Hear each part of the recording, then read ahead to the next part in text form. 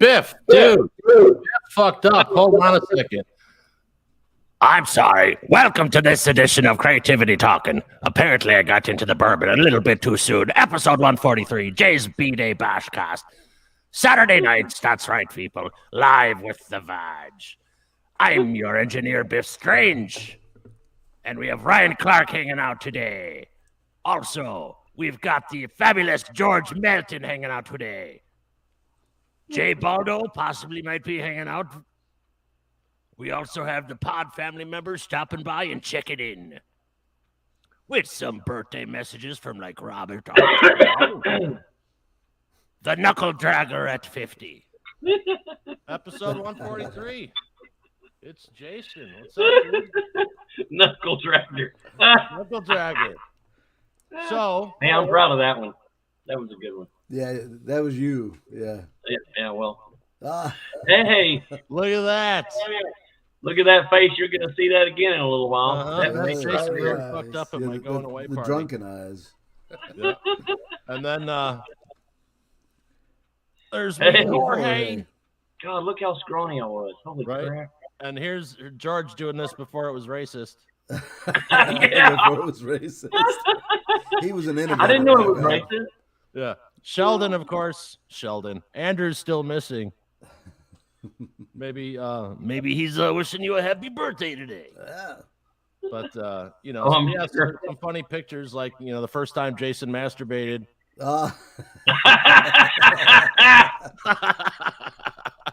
Jason, happy 5-0, dude. Thanks. Yeah, boys. happy birthday. All righty. Here's to you. Here's to to you. Then, damn it. Sucking my. Yeah. All right. All right. So, Ryan, do you have any funny stories to embarrass your brother with today? Yeah. Uh, Oh, dude, you got to know one or two. Kind of Probably something do. like this, yeah. Yeah.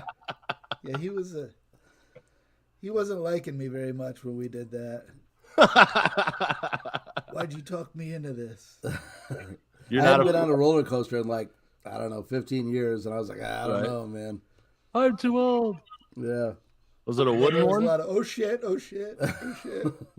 Yeah, I can't go on the fast ones anymore, man, with my back. It's just Yeah, used to love them, but man, now it's like yeah. And of course, Jason's probably going to get nice and toasty because it's his birthday. And it's always funny when Jason gets nice and toasty because he'll get up and close. Oh, yeah. Hey, I don't even know. Dude, look at that was, beard. man. Holy shit. Yeah, look at that thing, man. Yeah, that dude, I don't even know who he was. That was at a baseball game. They had it was dollar beer night, so needless to say, Well, it looks like that dude went back to fucking Ukraine to fight, man. Holy shit. I had the joy of babysitting DD and that day. Yeah, he was the driver. Yeah. Nice. Yeah. Uh-huh.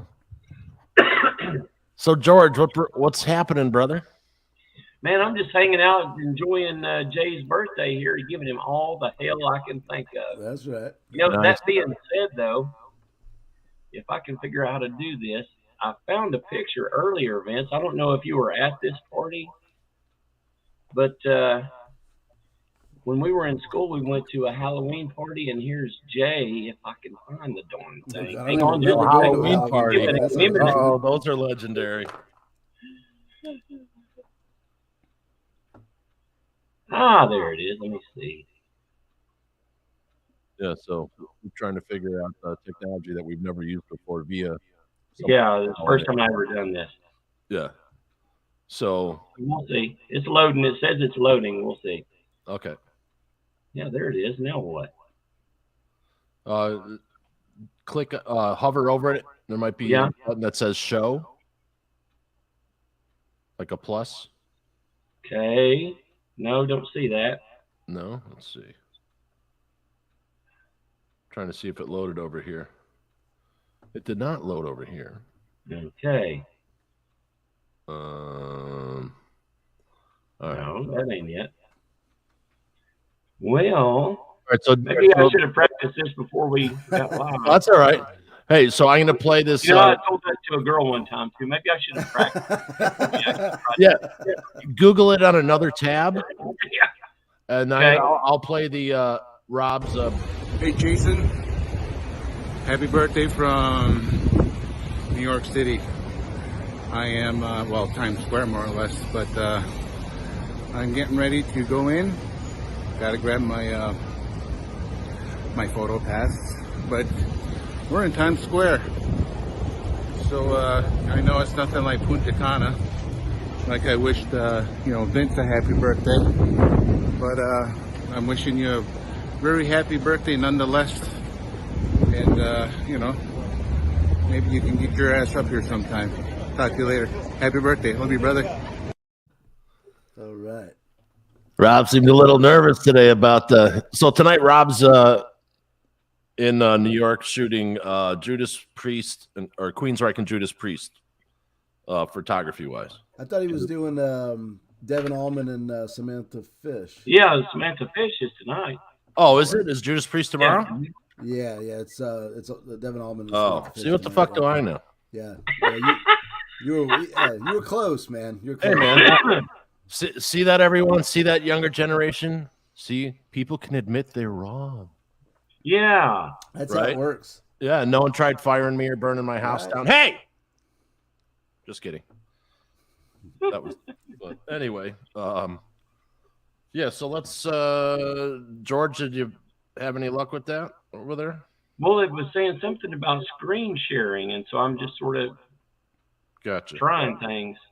Alrighty. No, I've not had any. No worries. Let's see here. Hey, happy birthday. Oh, hold on a second. We have some friends of the show leaving birthday messages here. Happy birthday, you fucking cocksucker. Jason. Oh, my. Just wishing you a happy motherfucking 50th motherfucking birthday. Go drink some Busch Light, you fucking pussy. Anyway, Vito Bupkis, next time you're in town, drinks around me. All right, go fuck yourself. Sounds familiar. Do I know this guy? Right. Vito Bupkis, you may. This is Erwin Schmeckelsweed wishing Jason Clark with an E a very happy birthday. Now go watch some goddamn Yellowstone, you fucking criminal. Anyway, they said something about you being a fucking knuckle dragger or some kind of roughneck motherfucker. I don't know what the hell that mean, but anyway, have a happy birthday. Erwin Schmeckelsweed signing off. Oh, Mr. Jason, how are you?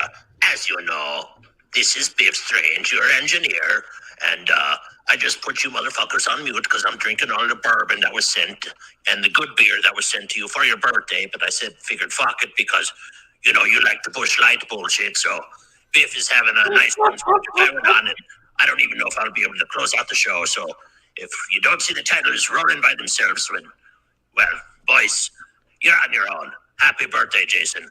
Here's to another 50, you fucking Neanderthal. Cheers, my brother. Let's see. There might be one more in there. Let's see. Oh, there's a couple more. I didn't know I was so popular. Even to get Vito out of, Right. Hey, how's it going? This is Randall from the Goat Farm, and Beatrice wanted to say something to you for your birthday. Hold on 1 minute, please.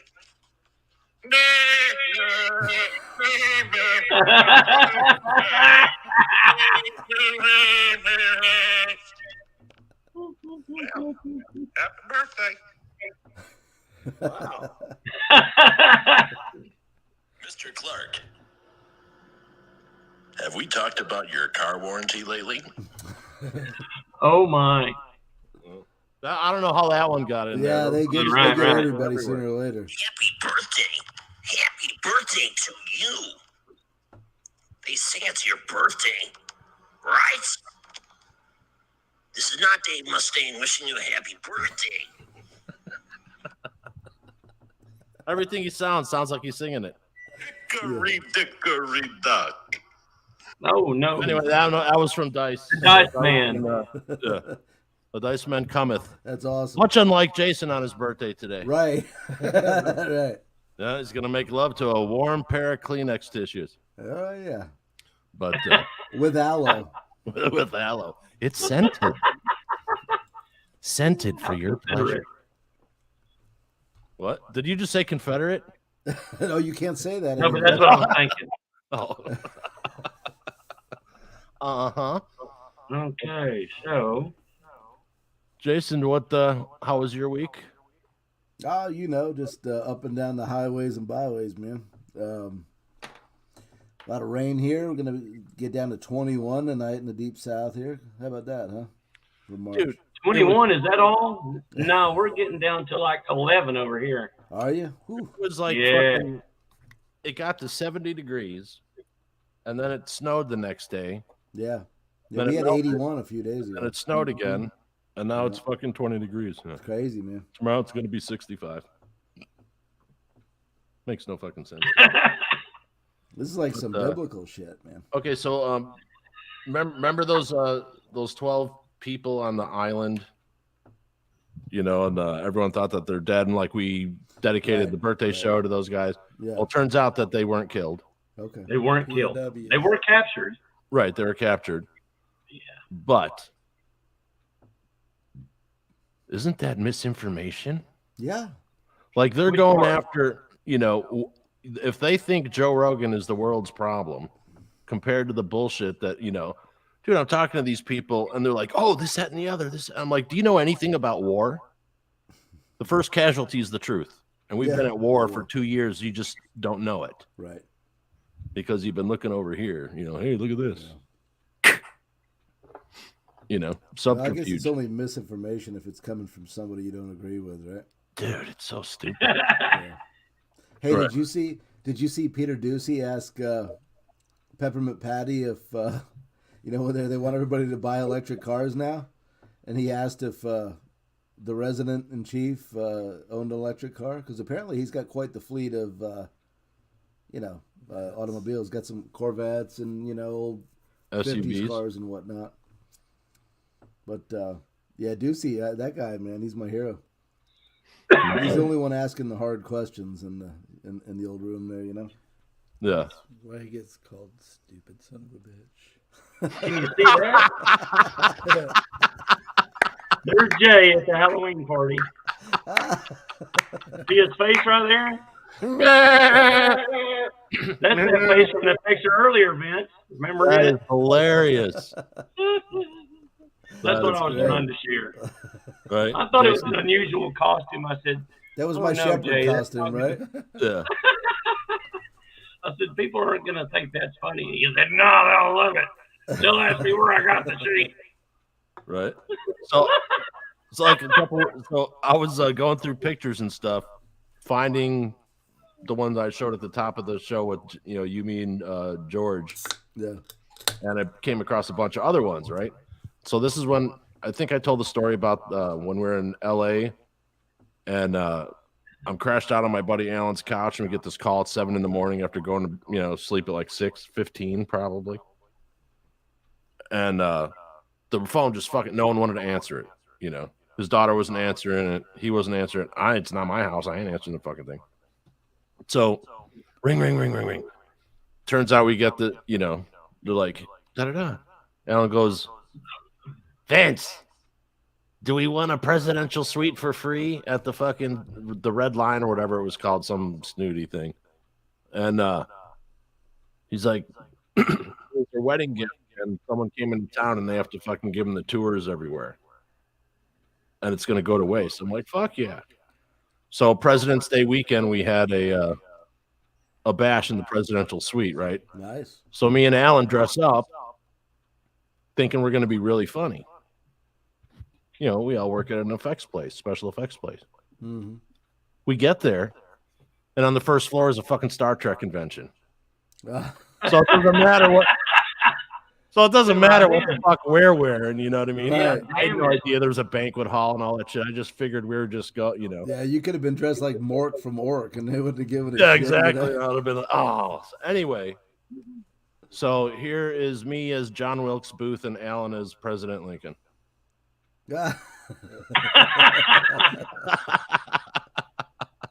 Hey, somebody's got a Yoo-hoo in the background there too. Dude, those are awesome, man. Yoo-hoos rock. Hey, you're talking to the Yoo-hoo kid right here, man.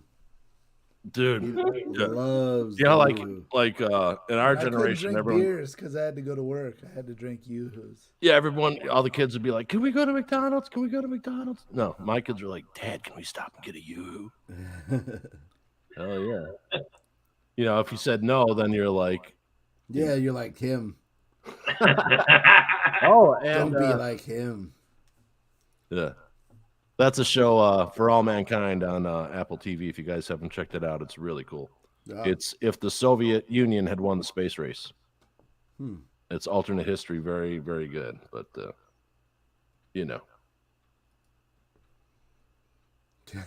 two words, one thing. So what else is going on, Jay? Come on, man. Nothing, man. Just happy to be here. Happy to make one more trip around. Oh, there it is. Hey, there you go. That's it.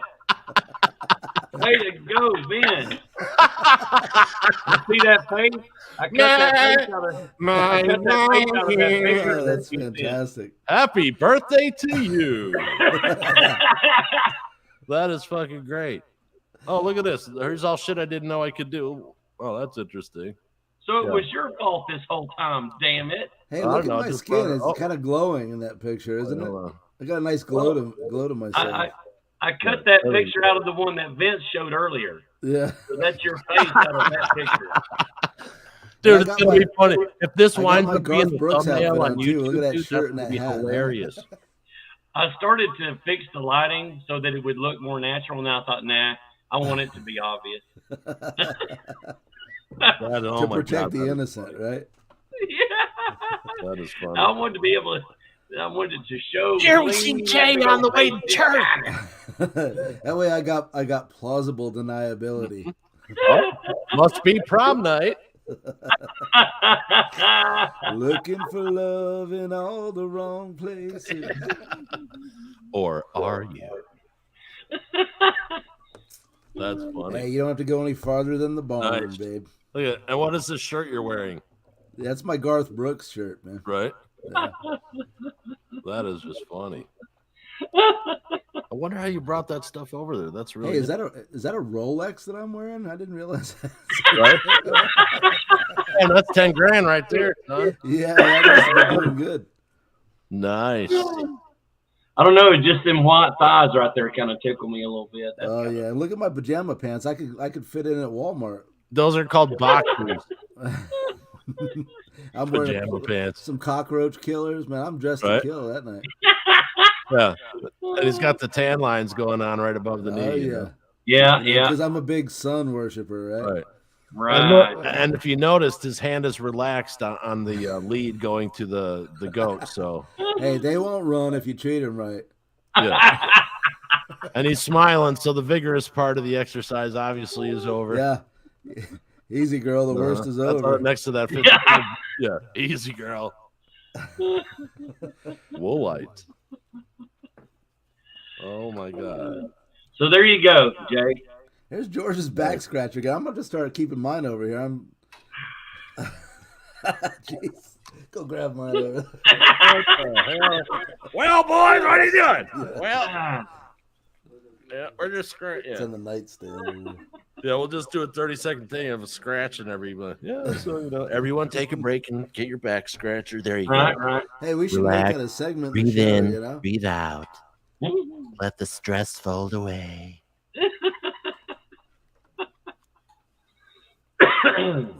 Yeah, so I've been working on these meditation fucking recordings, right? That I'm going to release, and they're called fuck Oh, on. really? Yeah. What manner of meditation do you suppose? Well, it's just me talking dirty like this. Oh, But it's my. actually based on meditations, and I, interject a lot of vulgarity. Oh, nice. You know, Interesting. Don't think about the cunt bitch from work. Let it go. Breathe in. Breathe out. Profanity to relax to. Now. yeah. Release all your gas. Now, see, in my mind, if that's something that you need to be told, now you should just hold it in. Right. It's true. Yeah, I was never one of those people, and around the guys, sure, but not the fair sex. I'm not like, hey, nah, here's some tact. Oh, I wonder why my chick hit me in the fucking face. That's like that old saying, George. You can lead a fart to water, but you can't make it stink, right? That's just the old saying I was thinking of, Jay. Yeah. Well, that makes sense now that Jason was always trying to smell bubbles. Right.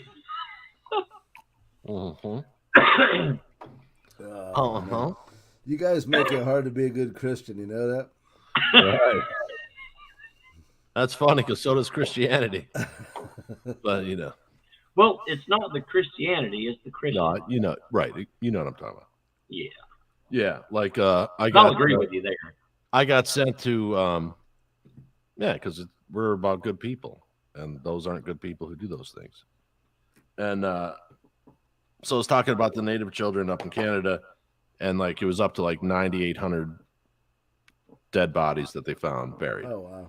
And so I said something about child molesters, and I said that they should do something to the Vatican, and I was fucking banned out of all the fucking shit I've said on social media.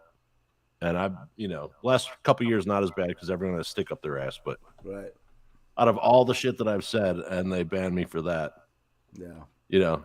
Not the fact that they, raped and killed those kids, but don't call anyone a name. So is that something they just recently discovered, or is well, the story you were telling? I wasn't. Oh, it's about the Native schools. Yeah, but is it something that just came out, or has that been known? The story, no, you're talking about the popular news story. Vince, as far as I know, it's like what, 6 months old? Yeah, when it first broke.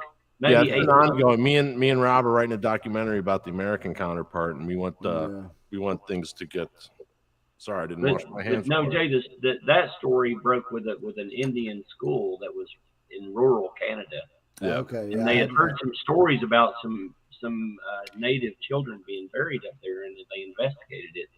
And sure enough, everyone knows that those schools are a graveyard up there, and just full of some little Native kids. It was awful. Yeah. So they expanded the investigation, and when they did, it just got worse and worse. It's still getting worse. Yeah, and that's from just one location, the 9,800, and that's growing and growing and growing and growing. Yeah.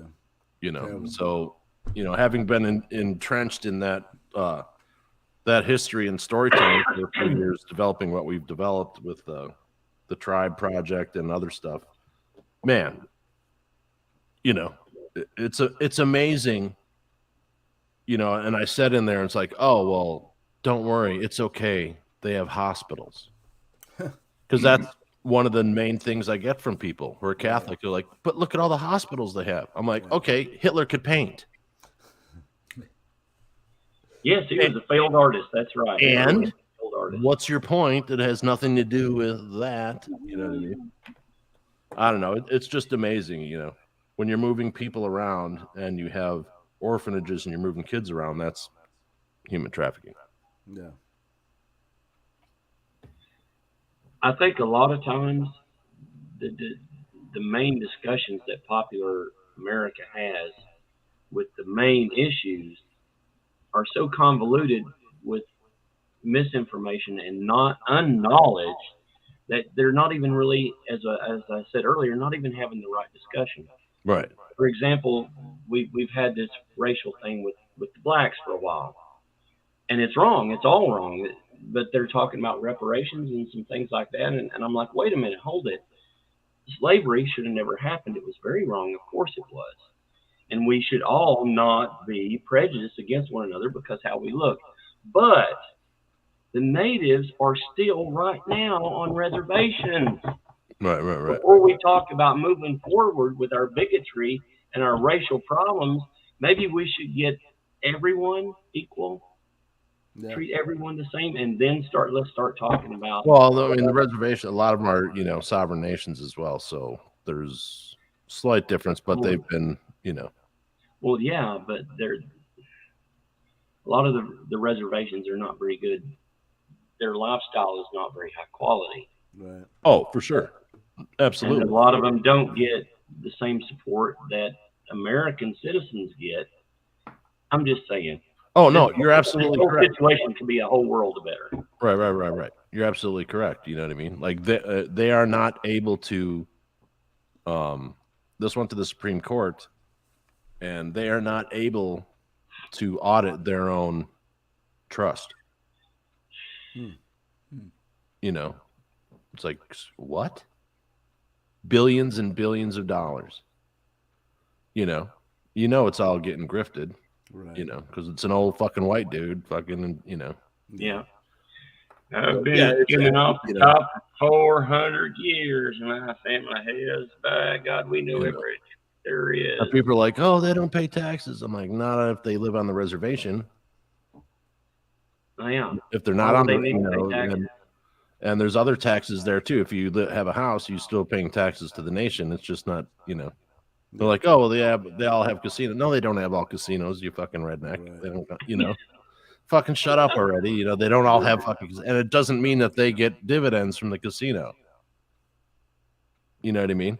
Right. Like, do we get dividends for the shit that our politicians? No, they just take more and more and more. And did you hear about the Stock Act, the Trading Stock Act with the fucking Congress and the Senate? I knew they were trying. You're talking about in office Congress people trading stocks, right? They gutted they were trying to do something. I've not heard what happened. They gutted the bill and took out the reporting part of it. Imagine that. Yeah, like 2 days before the Ukraine thing started. Yeah. Wow, what some timing. Right. But yeah, there's not a certain corrupt. one's husband that makes millions off of all of these things. Dude, like I was having a conversation with someone, and people are like, "Why are you always bagging on the left?" I'm like, "I'm not a right person. I'm an independent, but the left doesn't even bag on themselves anymore." Yeah. Like everyone's just, "Oh, everything's great." Yeah, nothing to see here. You know, but you know, people can't have an open conversations anymore because they're afraid. Oh my God, you can't say that because. Like, no, you should say that. And just because people, right? You know, just because like people disagree, everyone's a white supremacist now. Okay, everyone's fucking done with that shit. It's over. Get over. You know, start fucking working on something. You know, because if people haven't noticed, the governments around the world are pushing back on the people and making the people the bad guy, and that's not a good thing. Never has been. No matter what your political belief is. I just think both parties in this country are completely full of shit. They're both cults, and it's like criminal cartels. So anyway, that's why I don't like to talk. Hard to argue with that. You know, here's a little insight. Do you all know anything much about cryptocurrencies? That whole thing is amazing. So they want to outlaw industry. Well, maybe we should do it. The nuts and bolts. Oh, there's more to come on that. Oh, right. The nuts and bolts of the banking industry. I think there's 5 big finance companies, major ones. Anyway, 5, 7, something like that. In the last year and a half, they've gotten kind of nervous about this cryptocurrency thing because the nature of the money is different than real money. For one, you can't hide it. You can't wash it. So in response to that, the major finance companies have created what they call a consortium, a cryptocurrency consortium, because the bankers want to use cryptocurrency. Are you kidding me? They'll save millions just in transfers, overnight transfers. They'll save millions a day. But it's a problem that you can't hide where it came from, or you can tell it where it came from. You know what I'm saying? Mm-hmm. When it tells you where it came from, then they can't change it and they can't hide it. That's a problem. Mm-hmm. So they have this consortium, and they were going to try to create their own cryptocurrency, their own blockchain currency. Mm-hmm. And I'm sure the whole point was that it was something you could change. I heard that, they said that they like it because it's programmable. Right. So another side of that, if it's programmable, like, so maybe they can program it to where you can't buy ammunition, maybe, or sugary drinks if they think you should be drinking wheatgrass juice. Now, see, you're talking right now. You're talking about the future of Ethereum, because that's why ethers are going to be the future. I think of cryptocurrencies because they are smart. Like you're talking about, they can be programmed to be a certain way. You can use them, for example. I'm going to build a house. I'm going to hire you as a contractor.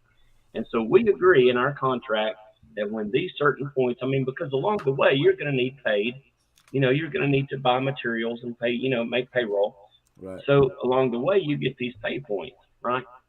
So after we agree to this, all this money is in crypto. So when the inspector comes and looks at what you've done, which has to happen anyway, nothing special there. When the inspector says, yes, this point has been reached, then it automatically pays.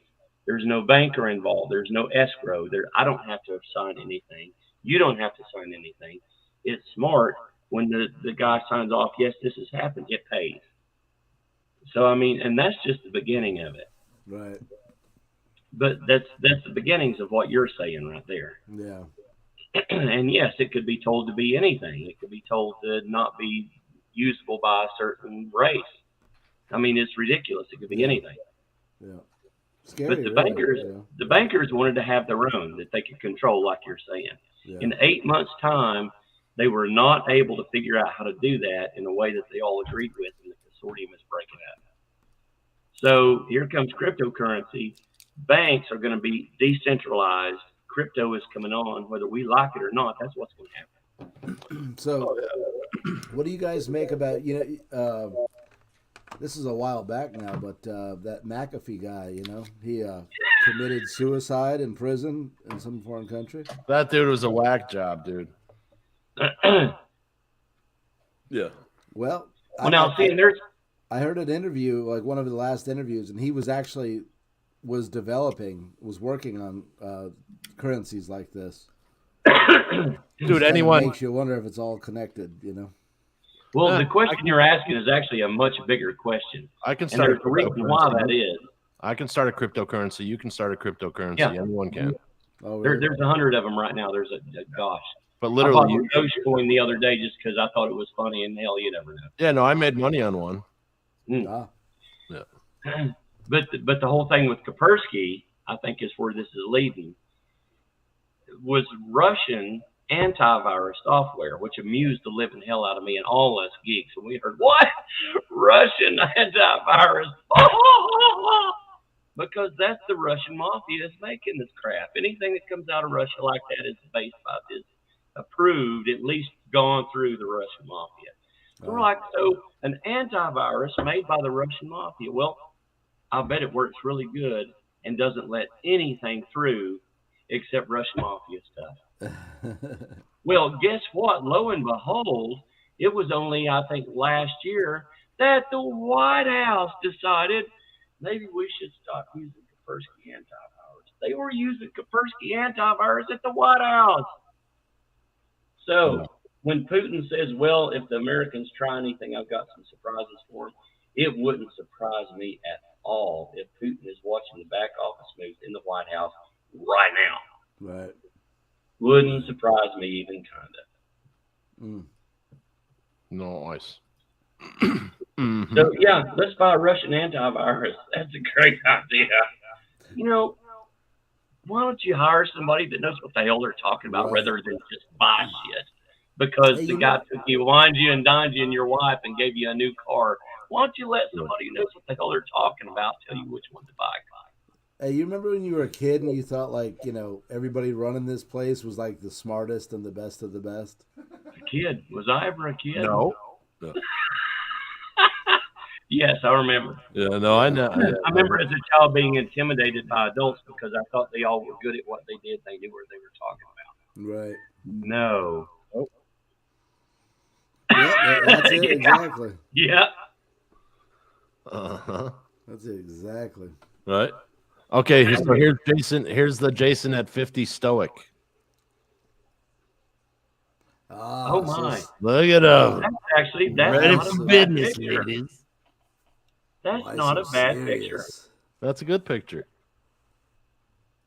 You know, Jay, that's all right. That one right there. I took it myself. I took it myself. Mm-hmm. Tell Rob Armstrong I'm coming for his ass. I'm a photographer Yeah, too. my God, I'm looking for Speaking of which, everyone, Robert Armstrong Photography at RobertArmstrongPhotos.com and his website at longislandsound.org. Go get some prints, check it out, and yeah, he'll have some new shit up, this week. So He said tomorrow. yeah, so He look said for he it was going to tomorrow. put some pictures up for the Samantha show tomorrow. Nice. Well, I better grab one. Yeah, go grab one. Ano minuten, bitte. That's right. Ah, come on. Did you hear him? I love it, man. Right. Look, he's got the green glow in the background, like fucking. What was that? That's Like the Repo Man, that's the the truck. laboratory back there. Yeah. Hey, that's You like wouldn't the like- Breaking Bad laboratory back Don't make me angry. You wouldn't like me when I'm angry. there. Hey, there's a guy in a clean suit back there working hard, making some George's Rock candy. Hey, look. Hey, it looks like he can iron though. Look at those shirts, huh? How about the Nice. creases on those sleeves? Rob Strong just said, "Hey, I'm listening to you, sons of bitches." Right on. I don't know if you can have one on the train or if you're driving in, Rob. But cheers, brother. Oh Mhm. man. Absolutely. Hey, Vince, what is that right there by the bed? Is that like a little doll bed or something he's got there? Or is that... It's one of those bench things. No, Jay, that's a bench for the end of the night. That's where you take off your shoes, put your slippers on. Okay. Yeah, that's where like Mr. Rogers. Hey, neighbor, how are you today? Yeah. Today George, why do you have handcuffs? we're gonna learn about divorce and alimony. Right. Rob Contracts. says, cheers. Handcuffs. What the hell handcuffs? What are you He talking says, "Where's Leon?" I said, "I don't know. I sent him a link, but I was wondering why you had handcuffs attached to that bench over there.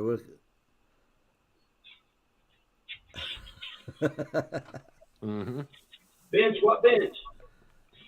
What you talking about, Vince Vince? said it was a bench. Jason didn't know what the fucking bench on the end of your bed was.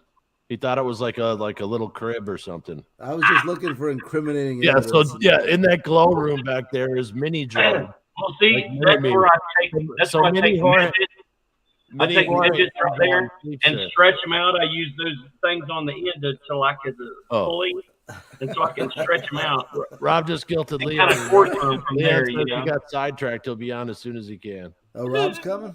No, Rob's on the train or something, but Leon says he's coming on, so Oh, Leon is. Okay, good deal. Yeah. I just feel like at any time, like anyone could just like come on and like, hey, you got 10 minutes, fucking say hi, Yeah. tell a joke, whatever. So It's the Greek, so the goat, right? Yeah, yeah. Okay. I like the Greek better. But I know that's Who all right. is the Greek? Apparently, is going to inherit the earth. So there's a poll that he was doing this week, and I thought it was pretty funny. And the question is, where do you trim your toenails? Bathroom. Right. Okay.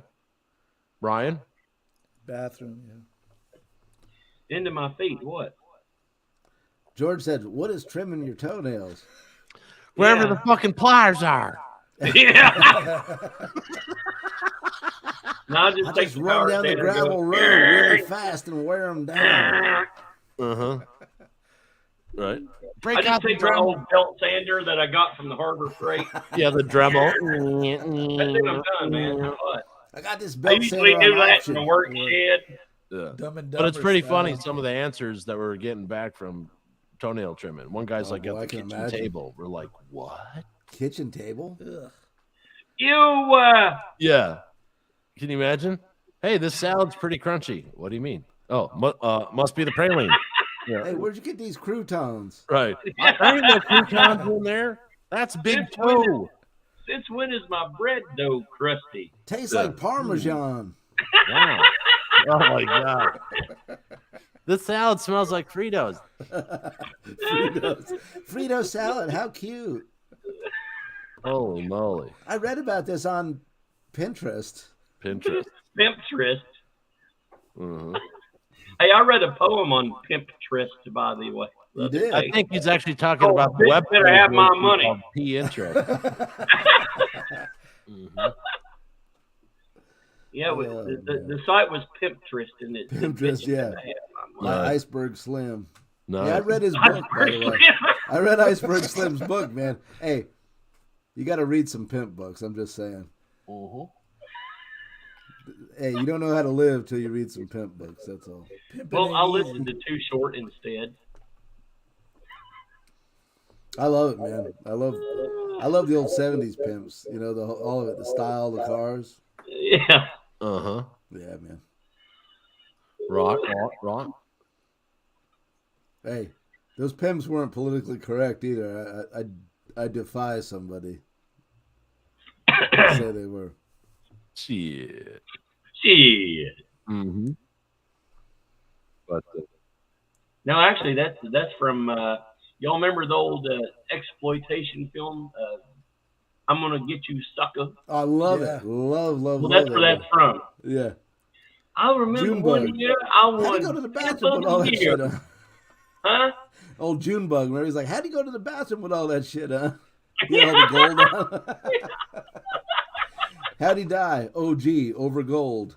Yeah, over golden. right. That's a great movie, man.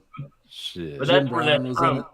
Because for Pimp of the Year, he did a talent show contest. He read a poem, and that was the poem he read. Yeah. Bitch better have my money. Yeah. Oh, yeah, that was Superfly. Remember he had the gold Superfly. shoes? Yeah. Not part, not some, but all of my money.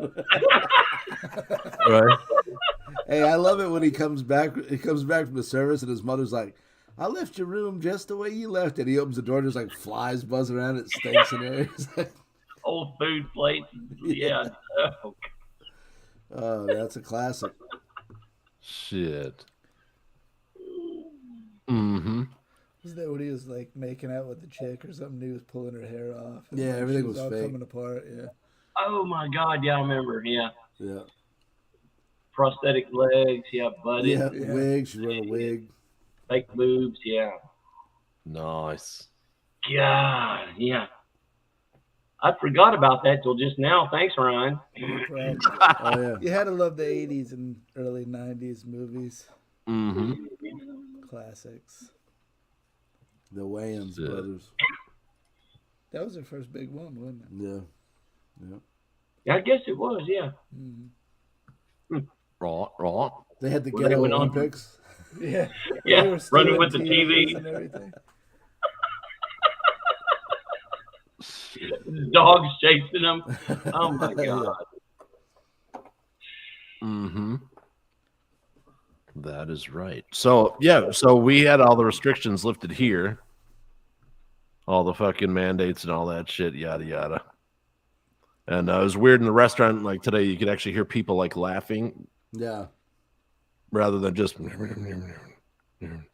Yeah, we started ignoring those probably a year and a half ago. Yeah, well, right. Well, Jay, you're just a little behind the times. I don't think in Tennessee are we ever even Started. You never Right. started. Yeah, it got a little out of hand. Yeah, that social distancing was like 60 days, and then it was like, all right, the bars are back open till 12, and then it was like 1,000 people face to face. Yeah, well, here, like the restaurants are only open till 9 p.m. Yeah. really. Yeah, there's still some early. I mean, if hours you're a here. bar, you have different, but if you're just a restaurant, 9 is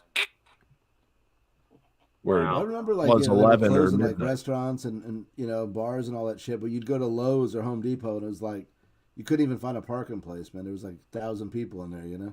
Yeah, they had nothing else to do. Yeah.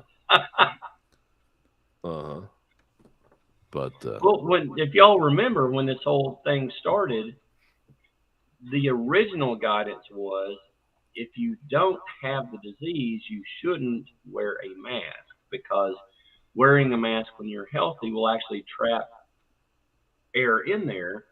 and increase your chances of getting sick. Yeah. Whereas opposed to if you just have free air, it will probably, you won't stand as likely a chance of getting it because it can flush on out. However, that didn't last for long, as y'all saw. Yeah. Mm-hmm. And I guess what crosses my mind is after a little while, the politician said, well, I have to look like I'm doing something. Well, So that's we're the all funny going to thing. wear masks. And people took the social distancing very serious, right? And, I mean, the social hey, distancing. Mr. Schwab. Steve, what's happening? Good evening. Mr. Schwab, Hasty Banana. Happy birthday. Thanks. Right? Thank you, man. Big 5-0. Jason, put your sash chicken. on. My sash. Yeah, Jason got a sash from his kids and his mom. Let's see. Yeah, there you go. Black, that's good. Yeah. Cool. What does it say? Happy birthday. I'm a prom queen. I don't know. Nice. South Carolina. It's Very my nice. birthday. Nice. Yeah. Yeah, so we were just discussing the plague that has just passed us and the difference in opening up, like everything last week here, finally all the mandates went away. You don't need a passport. You don't need any of that stuff. Oh, really? Yeah. And like the restaurants are still at 9 p.m. where they would have been at 11 normally. Okay. Yeah. But, so they're talking about different parts of the country, and they've basically been open like you. You live in Florida, so you've been open the whole time. Yeah. Not you, but your state.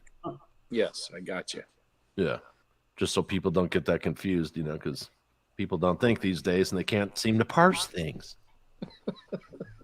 Does seem to be a problem. Speak very slowly, Yeah. softly, Right. in Like, simple, short sentences. so does as an educator, does this like surprise you? As an educator, Steve, like what's happening to the process of thought? Not really. After being in education for so long, here, let me do it this way. Let me see. Hold on. I was watching the trend line of, there we go. The trend line of go like this for literacy and Right. math, reading, writing. At first, I thought you're doing Lewis Black. Oh no, I don't know who that is, but no, I'm going. Points all the here, time. and That's hilarious. I have to reverse. When he does it, this so with his fingers. yeah, moves down. Constant downward trend. Yeah. It was very sad. Yeah, it's very bizarre to me. Well, the worst thing was, there's a lot of stuff that from generation to generation, in my opinion and observation, some basic concepts that continue to get that are just not understood by the next people coming up aren't presented in the K through 12 system. I just to give you a quick example. Simple concepts of logistics. Let me just use that one. And what I mean by that is, holy cow, how does the food show up in the grocery store? Okay, let alone we could talk about, those are parts of chickens. Okay, they don't grow drumsticks. They don't make them in the factory. Okay, they show up in the package. Here are the drumsticks. Yeah, there you go. Not the ones I'm referring to, but I'm sure there's some people saying, let's barbecue some drumsticks tonight. And they'll go to the music store and bring them to the barbecue. You should see that chicken. Yeah. But, like logistics, just a disconnect on how the basic functioning of a society works with, moving goods and services and products and, electricity and just a complete disconnect from things like that. And engineering concepts. Great misunderstanding. So much time studying things that over and over again that are not necessarily that important, in my opinion. So Right. Because they got another grant.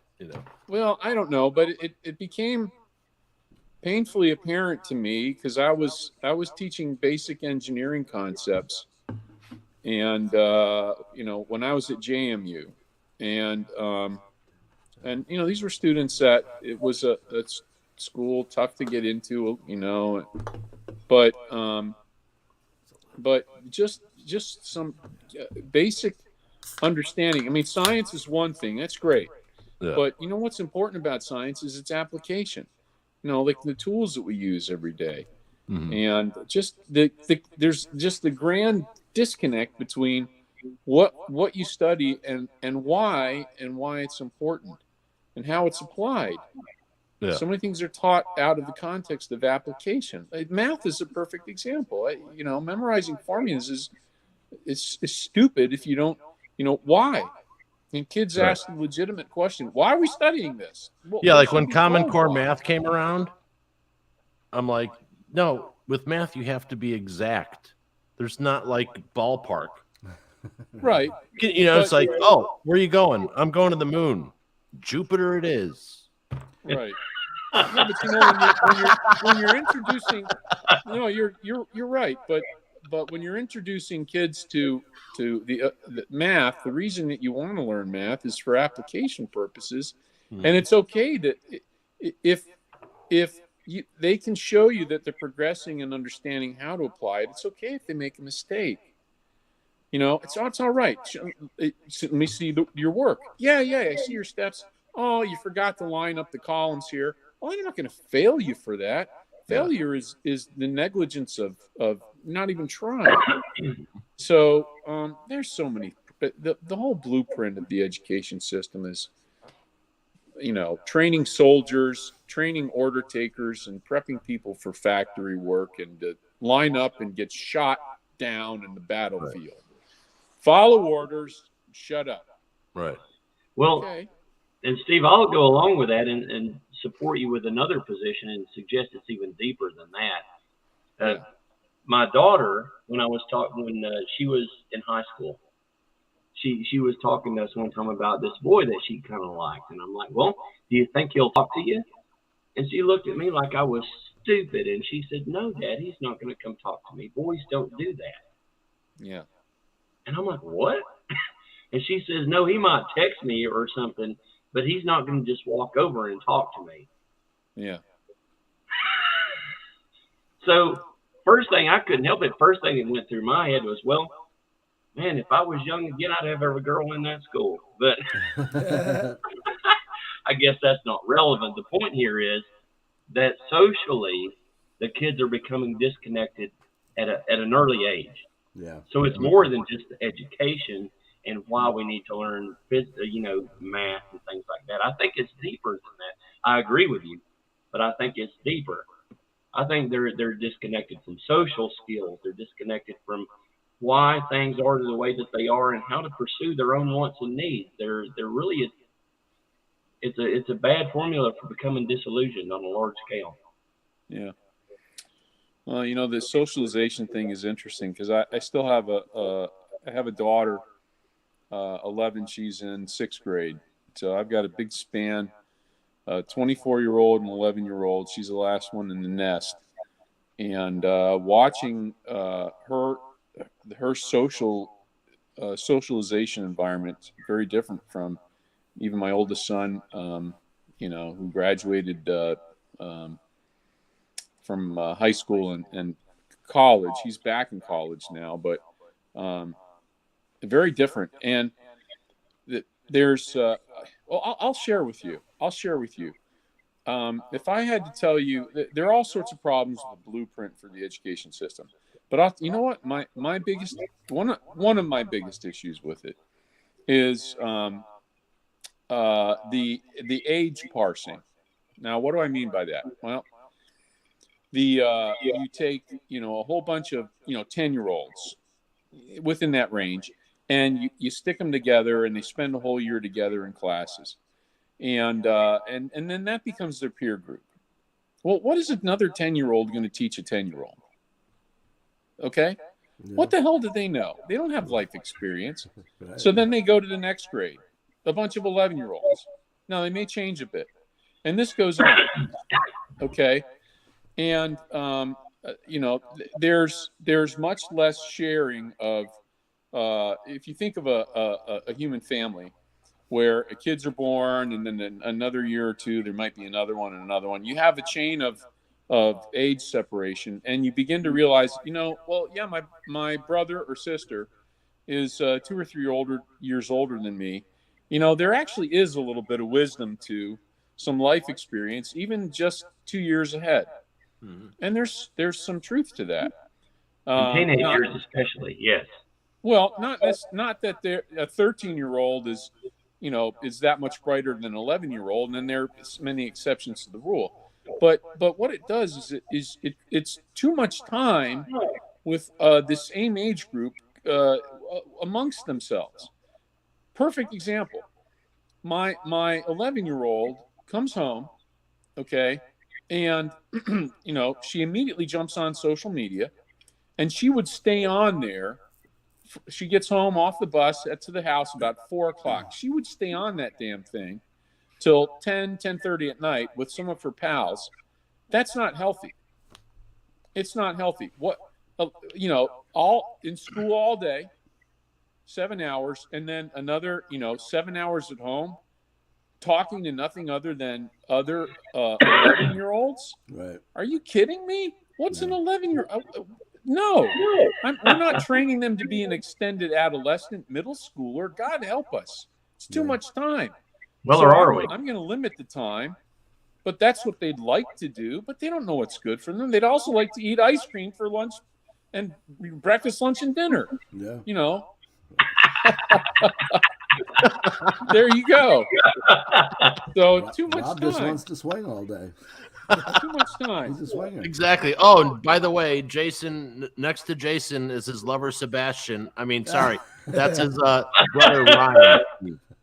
I can't see it. Half a head. Yeah.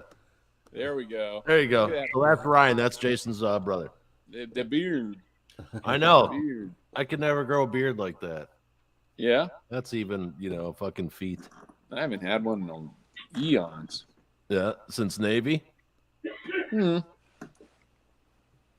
had a few after that. You were able to have a beard when you're in the Navy, right? I did. Yeah. I did a couple times. Yeah. You have to fill out a request. Oh, right. Yeah. Yeah. They called it a chit. You had to fill that. What was a little piece of gotta paper? take a beard it. chit. Yeah. Nice. Hey, what's that chit on your face? Yeah. Mm-hmm. Beard chit. Yeah. So, we were talking earlier. Yes. I think that China's going to take out Putin. Take out what? Putin. Really? Yeah. I don't think so, but okay. It could make sense. I'm not saying that for sure, but in my imagination, it makes sense to me. You know what I mean? It's Vince's next book. Yeah. Oh, is it? Probably. But What's the title of the next book? No, the China taking out Putin. What's the title of that? Oh, that's not an actual book, but okay. Not yet, but who knows? With the proposition, it could fit in there. Well, I'll tell you. I'm on some threads on Facebook. Yeah, I'm a big anti-war guy, but I was having some. Yeah, but I was on a thread, and I said, "Okay, here you go, Putin. It's all PR." This is before all this broke out. I said, "Come on, man, you got to up your PR game." I mean, they're not doing very well with PR. They're getting their ass handed to them by the West as far as that goes, and there's a lot of propaganda. But I said, listen, what they should have done with China is they should have had war games on the Russian border, even up to Belarus, brought in a million Chinese troops, because they've got okay, we lost 1 million people today on the front line. That's okay. We got 3 million more. Yeah. But I said, bring a couple of Chinese vehicles up to the border, take some selfies with them and say, oh yeah, we're doing war games, and scare the hell out of all the Europeans that there's 1 million Chinese troops ready to invade, and they'll do whatever you want. Yeah. Go ahead and build another Nord Stream 7. Go ahead, it's okay, it's cool. Well, better than my other idea, China coming through Canada. Oh yeah, come on, and I said I said to label the because NATO does all the exercises and they always come up with names for them. It's like Operation Pelvic Thrust. Yeah, Neptune's Spear, whatever it is. I said, come up with Satan's penis. Yeah, come up with a good one. And what was the one? I said, it'll pop in there in a second. But yeah, I mean, everyone's scared of the Chinese troops. And they could have just sent a couple of armored vehicle with a bunch of Asian-looking guys. Yeah. Take selfies, post it on Facebook. Yeah, we're doing war games with the Russians on the border. Oh yeah, the Europeans would have been scared shitless. Oh, for sure. 1 million Chinese on the border. They just a few vehicles and some pictures. Right. They'd have gotten anything they wanted. People don't know how much they've been fooled by imagery and just someone saying something that. Exactly. Because nothing's double checked, no sources are triple checked. There's none of that. Yeah. Oh, I remember. I said Operation Genghis Kong. K-O-N. Operation Genghis Kong. Yeah, war games with the Chinese and the Russians on the European border. That has scared the hell out of them. Yeah. Mm-hmm. They probably said, we're going to disband NATO right now. And then we'd have had peace. Now we got, nuclear war threats, and I don't know. I'm really sad about that. Watching the interview with Yeltsin's prime minister. Yeltsin's prime minister. Yeltsin. Yeah. Yeltsin is prime minister, was. No, or Yeltsin's fucking head military fucking advisor. Yeltsin. Yeah. Yeltsin. Yeah. The drunk guy. Yeltsin. Yeah, from years ago. Years ago. From before. Okay. Yeah, and then this guy was like the young buck, and like he was kind of well liked because he was like the Clinton-esque young whatever guy advisor, and so he was on everything. Yeah. And who do you think's going to tell Putin the bad news that they're not doing very well? And he's like, there's a tradition in Russia. They never find out the bad news. They just walk in at taken away at gunpoint. He's like, long-held tradition. They're either going to kill him or they're going to take him to jail. No one's going to tell him any bad news. I thought that was funny. Oh, well. It seems he's being cornered. A lot of his top guys are down, military-wise, so we'll see what happens there. He fired 8 of them the other day. What's that? They said he fired 8 generals the other day. Russia did? Mm-hmm. That can't be good. Well, I'll tell you something as a veteran, something that surprised me about this whole mess. I am wildly underimpressed with Russia's military performance. I mean, the whole world has kind of been... Their food expired in 2015 that they gave the troops. By an example. But a better one is the fact that they've not taken Ukraine yet. Are you kidding me? They should drive through Ukraine like it's a pit stop on the way to a destination. They should with the military that they're supposed to have. Very unimpressed with the Russian military. And the whole world has been afraid of them. That's going to change things for their country. If everybody's not afraid of them, they'll do whatever the hell they want. And Putin has opened a can of worms right there with just that thing alone. I don't think he even considered. Because if Europe's not afraid of his army, his power, I mean, he is almost completely defanged. Well, but their military budget, the Russian military budget is what, $60 billion? It's a pittance. A lot of that was stolen? it's actually smaller than Saudi Arabia's, so they can't afford. They can't. It is, I believe so. Yeah, and they said that it's about between the our same size. support. They're really close, but I think Saudi Arabia. Now, let's be honest. Saudi Arabia, they just buy the stuff and they put it in warehouses to make sure that America doesn't decide to land troops on their in the sands. But then they've got a conscript army. They just all the royal guys, they don't they're not going to battle.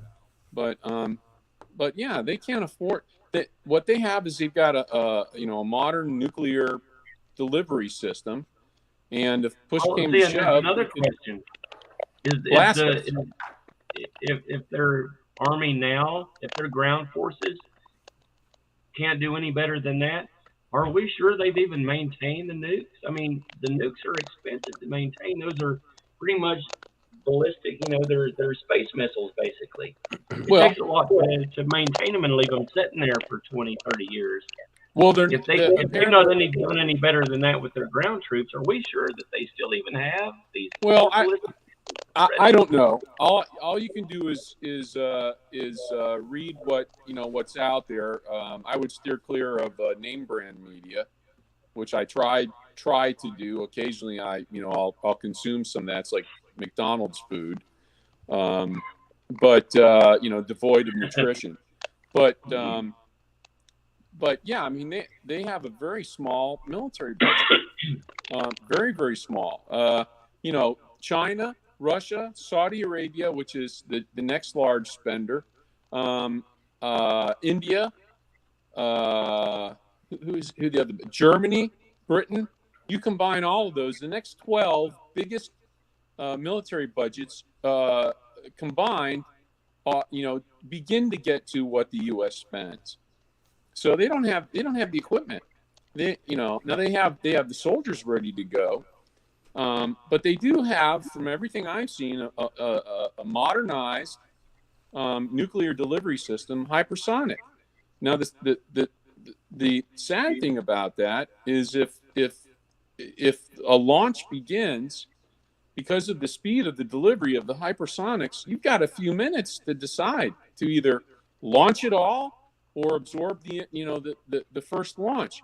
And it puts the world in a precarious position that when we all grew up during the Cold War, there was a little more time. And we all watched Dr. Strangelove. Some of us may have watched the movie Failsafe.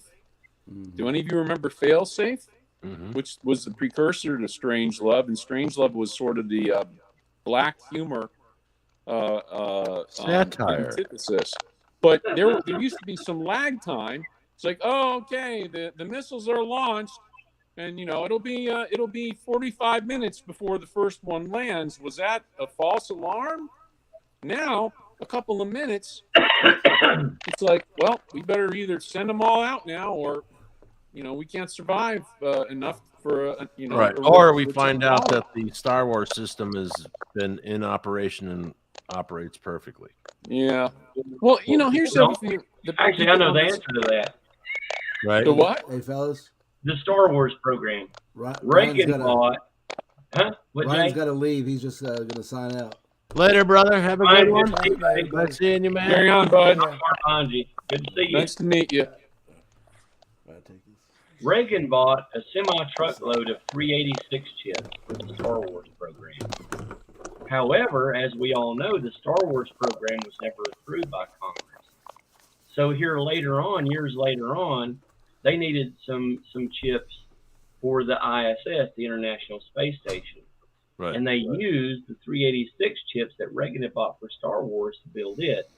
So our International Space Station now is built around the 386 chips that Reagan bought for Star Wars, which is interesting on several levels. One is, if a 386 chip can run the International Space Station, why do we need a 3 gigahertz i9 to run our checkbook and play a game? But just saying, as a geek, I'm just saying, do we really need all that? But all those 386 chips that you're talking about from Star Wars are in the space station. All right, so frequency. So, with all this stuff going on, like everything's based on frequency, everything's affected by frequency. So how much is frequency? How much of that is to affect the frequency of what's going on? Because you can disrupt a lot of things via frequency and destroy and kill things. No, we're talking sonic weapons. What are you talking, Vince? I'm just talking broadcasting. Oh, broadcasting. I'm talking the basic, not like levels in of what they, everything affects frequency. So all the stuff we're being bombarded with, what is that doing? By the way, I'm getting a lot of I'm getting a lot of crackling. I don't know. Hey, Jason, did you switch over the microphone or the headphones to headphones? Should I do that? I've been on headphones. Oh, that might be it. Should I switch to headphones? You think it's me? See if that should be. I'll do that. Yeah. Yeah, it sounded like a demon chewing on a fucking power cord. A pork rind. Uh-huh. Dude, yeah, pork rind. What the hell is pork rind, you redneck? Pork rind, motherfucking cocksucker. Yeah, now that he muted it, it went away. So, yeah, it must be on his end. Need to eat pickled pig's feet like the rest of it. Oh, cord of the cord and heated dry. Crambo. I can't play without a guitar string. So, Vince, as a quick aside here. Yeah. There we go. Yeah, it's better, Steve. This summer, I don't think I told you guys this yet. This summer, I've decided I want to finally do something with my invention. I want to do something. I'm tired of it. I'm tired of waiting around for something to happen. I'm going to do something with it myself. So, that being said, this summer, the plan is, besides my the wine thing I'm doing, which I've been working on that. Another story. But I'm going to build an electrical generator of some type. I'd like to do hydro. That would be the most reliable and the strongest. If I need to do a thermo chimney, I can, but I'd rather use water. Hold on real quick, George. Hold on. Yeah. Steve, are you familiar with George's invention of the engine that he's created to basically save a massive amount of energy? Only your brief mentions about that to me. I don't know any of the specifics. All right, George. Sure. Capsulate. Steve, to nutshell it, I have a patent on something that I've invented, a concept. And what I did was I used common neodymium magnets, and I bent the flux on them so that I could use them in a circular environment, in a circular rotary motion to assist the motion of the rotary. Now, it doesn't create motion. Right. It assists the motion that's already there. Okay. And in all the experiments that I did with it, even in my crude, shed study in the back, not laboratory standards at all, I was able to increase the efficiency of every engine that I put on it by 30%. Cool. And I did that by bending the flux of the magnets. Okay. So that's what I'm talking about. I have a patent on that. So I've been trying to sell the patent. It's been kind of slow. The engineers, they've been told that that's not possible. Mm-hmm. And they don't want to listen to any reasoning. No. They told us in college that's not possible. So what you're trying to do is a bunch of BS because they told us in college about you. They said they were like, tell us again about this shed experiment you got going on there. What size are the magnets for the rotation? Let's see, Monty Python. Tell me again about the experiment with the sheep's bladders and preventing what was it? Earthquakes, preventing earthquakes, the sheep's bladders and preventing earthquakes. See, I always thought homosexuals are the reason for earthquakes. That's what Pat Robertson said. The shit that people get away with, you know what I mean? It's like, oh, the hell, what? Weather patterns are like, oh, I don't like a social pattern. Destroy. Come on. So anyway, what I'm going to do is this summer, I'm gonna make an electrical generator of some kind. I'd like to do hydro, but if I need to make a thermo chimney, I can. There's several things I can do. Water would be the easiest, the strongest, and the most dependable. So I'm hoping to find some water I can make this thing on. Then I'll attach my invention to it and increase the output. And then I'm going to attach it to an ether miner, and we're going to mine ethers with that energy. I don't know what you just said, little kid, but you're special. Thank you. You want to meet up later? He didn't say he's going to date Ethel. Holy moly. All the money really in mining cryptos is cheap energy. That's why they were doing it in China. So you have because electricity is so cheap. I'm glad you're here. So explain this mining crypto thing, because I haven't been able to wrap my brain around this. Oh boy. Well, see, here's the thing, Jason. To a common person, just anybody off the street, I could just rattle some shit off. But I know you're pretty smart, and if you've not wrapped your brain around it, then it's more of it's a deeper discussion with you, because I know you have a good brain. Okay. You see what I'm saying? Yeah. So we can do that later, and we're not boring everybody, but yeah, I'm curious. In a nutshell, whoever creates the currency defines some parameters about it. There will be this many of them, or there's not a defined limit. Like with Bitcoin, there's not a defined limit. With Ethers, I think there is in the end, there's only going to be this many.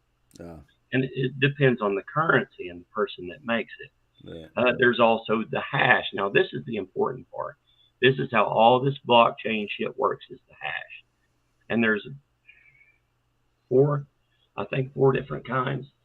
Bitcoin has a hash. Ether has a cache. What do you mean by hash? The hash is the method that you use to solve the equation. This is all about one big, humongoid equation. So it's the algorithm. Yes. Okay. It's how you solve the algorithm. So in simpler terms, it would be like saying, we're going to answer a complicated question in mathematics, but which language are we going to use to answer it in? That's kind of what the hash is like. Some are 256 bits, some are 186 bits, they're different bit rates and all this other crap. Rob just PM'd me, and he wanted me to explain this to Jason.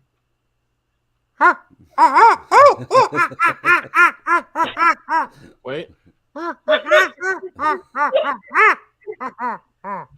So, Jason, what did you say? You're a sponsor? This is a family show. Absolutely.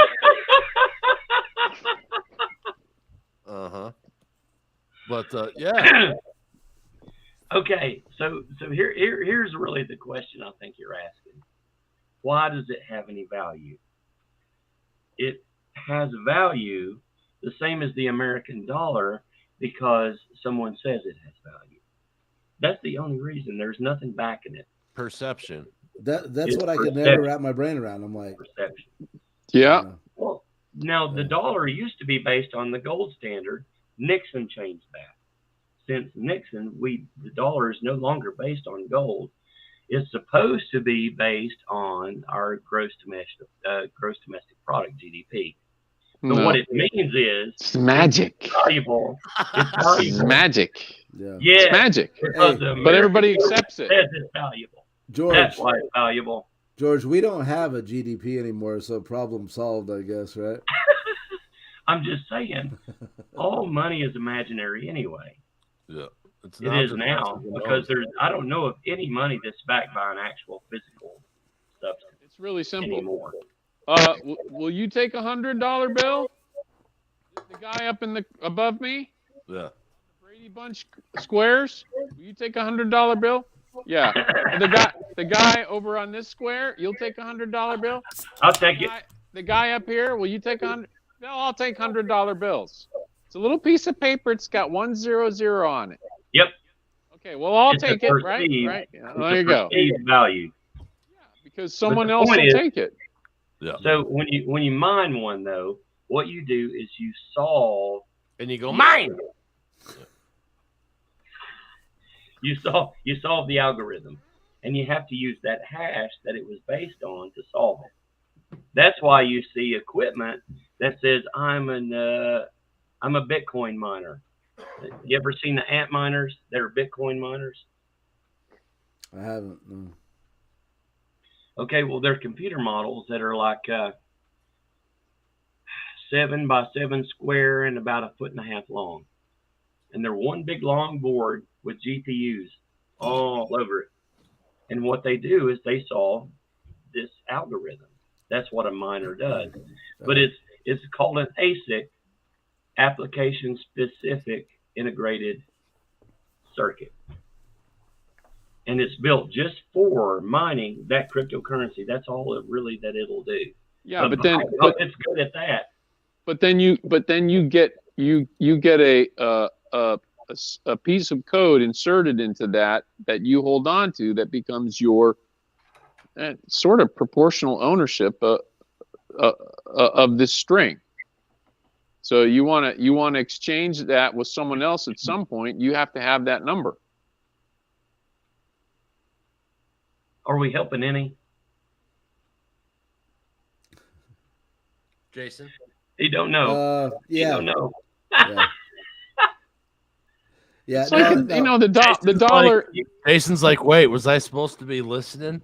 I glazed over 5 minutes ago, but no, it does make sense. I guess it's just the idea that, like you said, it's based on nothing. Yeah, that was like the hard thing to really. Well, yeah, I like the idea of actually cash because it's anonymous. Yeah. Like, because this certain person XYZ doesn't like me, now I can't spend my money. Yeah. The possibility's out there because we've seen it happen. If people go, "You're conspiracy," no. The guy in brownface, not blackface, because blackface is wrong, but brownface apparently is perfectly fine. So what he did, and he turned off all these blue collar workers' access to their funds, was totally mind blowing to me. And the fact that people were okay with that, I just don't understand. Yeah.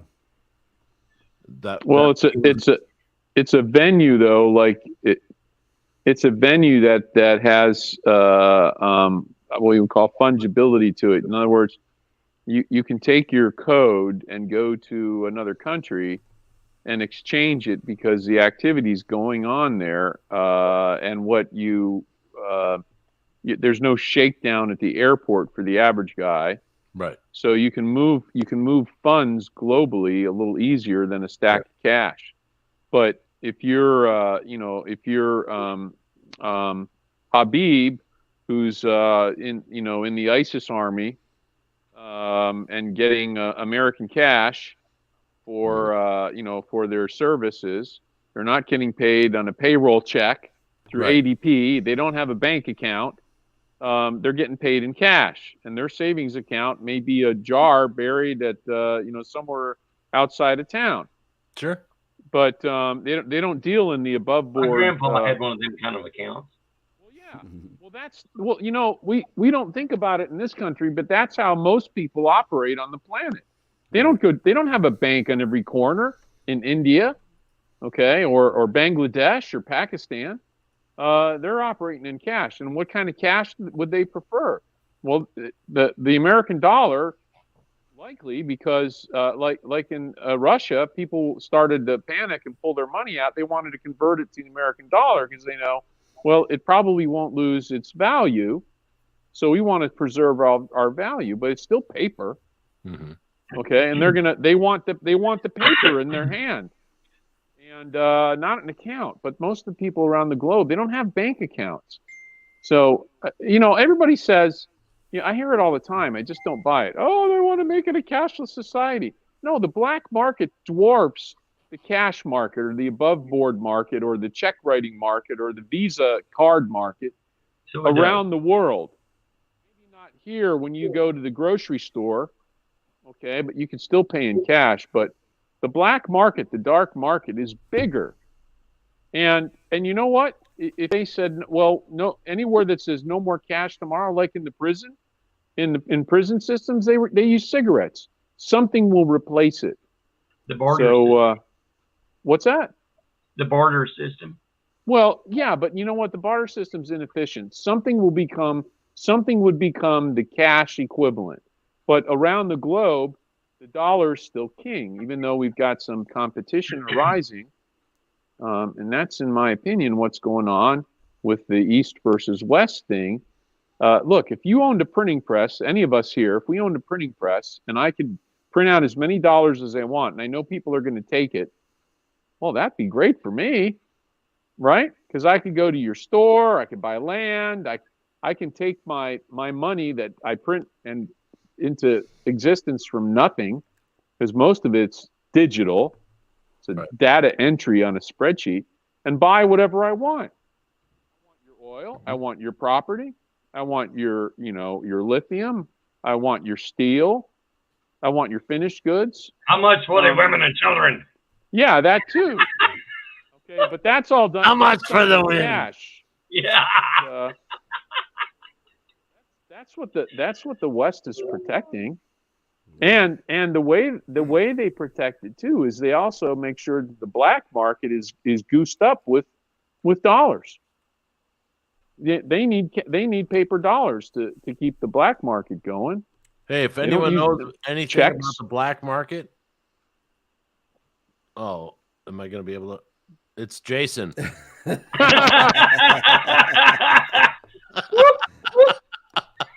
That's the dark market. That is white and pretty. That one's He's coated. like, hell yeah, it's my birthday and I don't care. Yeah. So Steve, just so you know, we found some pictures from back in the day. Oh, really? Yeah. Oh, that's my nice. going away Love it. party from Florida, and Jason and I were a little bit wasted. Yeah, just a little. Just Oh a my little. God. You know. And here's Jason getting his prostate exam today. Yeah. And it's like, Well, I don't know why the dentist keeps asking me, but I get a twofer. like, I thought you were supposed to put me out for this. Yeah. Yeah. Yeah. Dennis, you're always the good sport. You said I wouldn't be. Good You said I sport, wouldn't buddy. be conscious. But yeah, I think we need this guy more than ever, man. It's too bad Another George good Carlin sport. isn't around to report. Bring him back. Holy moly.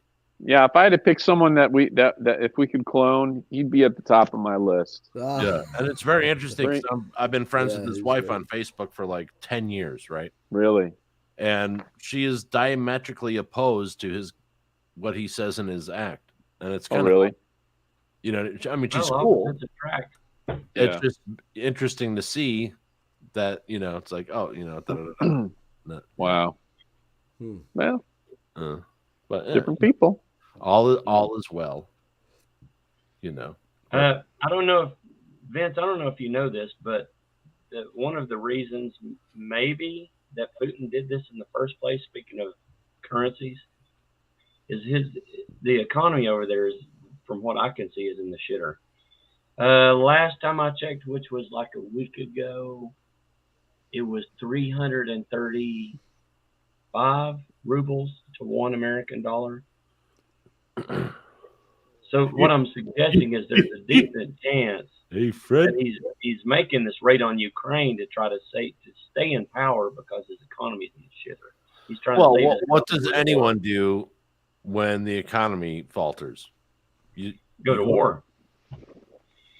And surprisingly enough, what do you do when there's not enough money?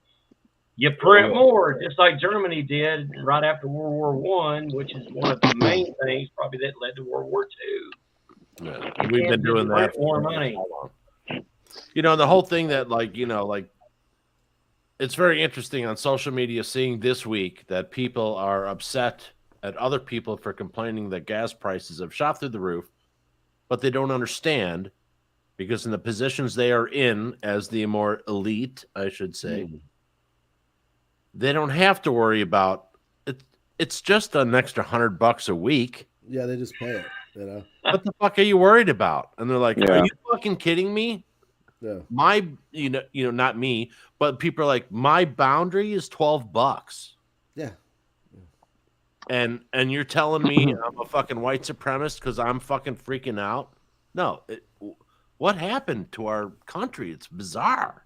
Well, this goes back to what I mentioned earlier about the disconnect of logistics. Let's think about this for a second. Diesel gas has gone up about $2 in the last 2 weeks. All right. I paid Jason drives truck. He can. Yeah. I Okay. paid $5.25 the other. How much does it cost to fill up your rig, Jason, this week? This one I've got just got a small tank. It's just 150-gallon tank, and I mean I put I'm doing like a little over $200 3 times a week, just me. And what was it a month ago? Holy shit! Yeah, well, I wasn't really paying that much attention a month ago, but obviously a lot less. I'll put it to you this way: one of my friends is still driving tractor trailer. The other 300-gallon tank, right? Yeah, he put 202 gallons in the other day. It was like $1,145, and he had filled up 3 times that week. Yeah, they get, and the big rigs get about 5 miles per gallon. Right. Yeah. 5 miles per gallon. Yeah, 300 gallon tanks. So you do the math, and diesel's just about doubled. It's doubled this year. So where does that price increase get absorbed? And every piece of equipment, food, gas, all of it. Everything delivered. Ladies and gentlemen, Mr. Leon Ravel. Go, Leon. Hey, guys. buddy. What's up, How you dude? doing? Happy birthday, man. I apologize for my tardiness. I got my dad duties going, and one of the things about being a dad is I'm not very manly with tools, so I decided to do a really stupid project, and it took longer than it needed to, but That's right. no one got blown up, and the kids got yelled at maybe once, which pretty good, that's pretty good. considering. Yeah.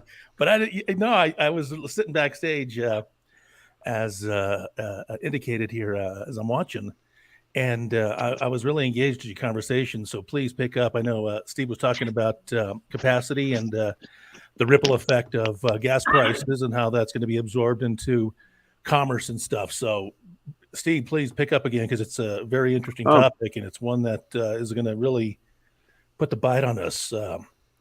Weeks.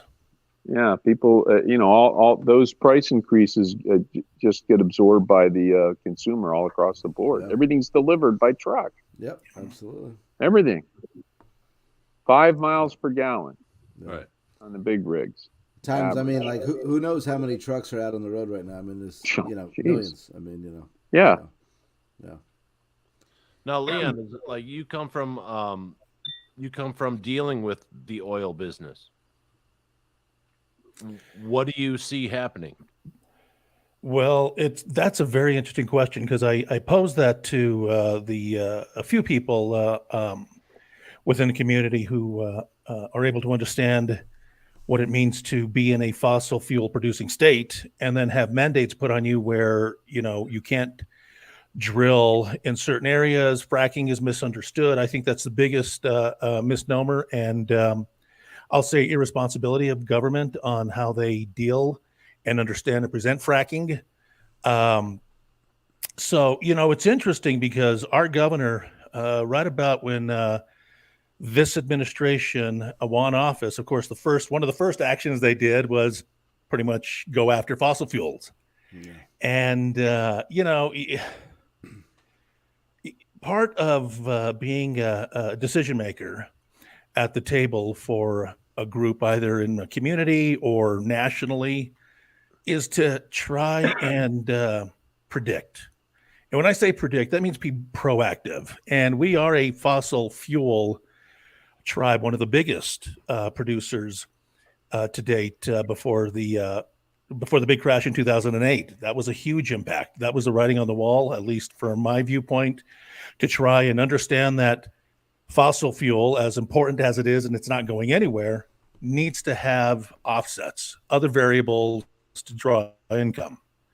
But that being said, as we sit on one of the largest oil reserves in the country, to not produce locally and put these mandates again, these moratoriums, again for the greater good, as are said, and they could be, but quite frankly, and I shouldn't say every, but most of the major oil issues, like the spills, have been either with transportation, again, shipping oil into the States, drilling in deep sea rigs.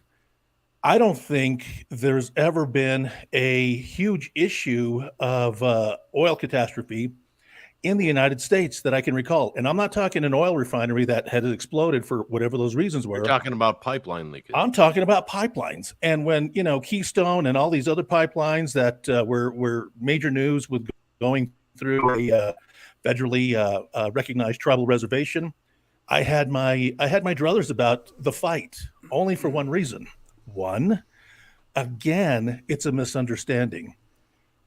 Most of the issues that are occurring because of moratoriums, and those moratoriums tend to shut things down. They tend to impact maintenance.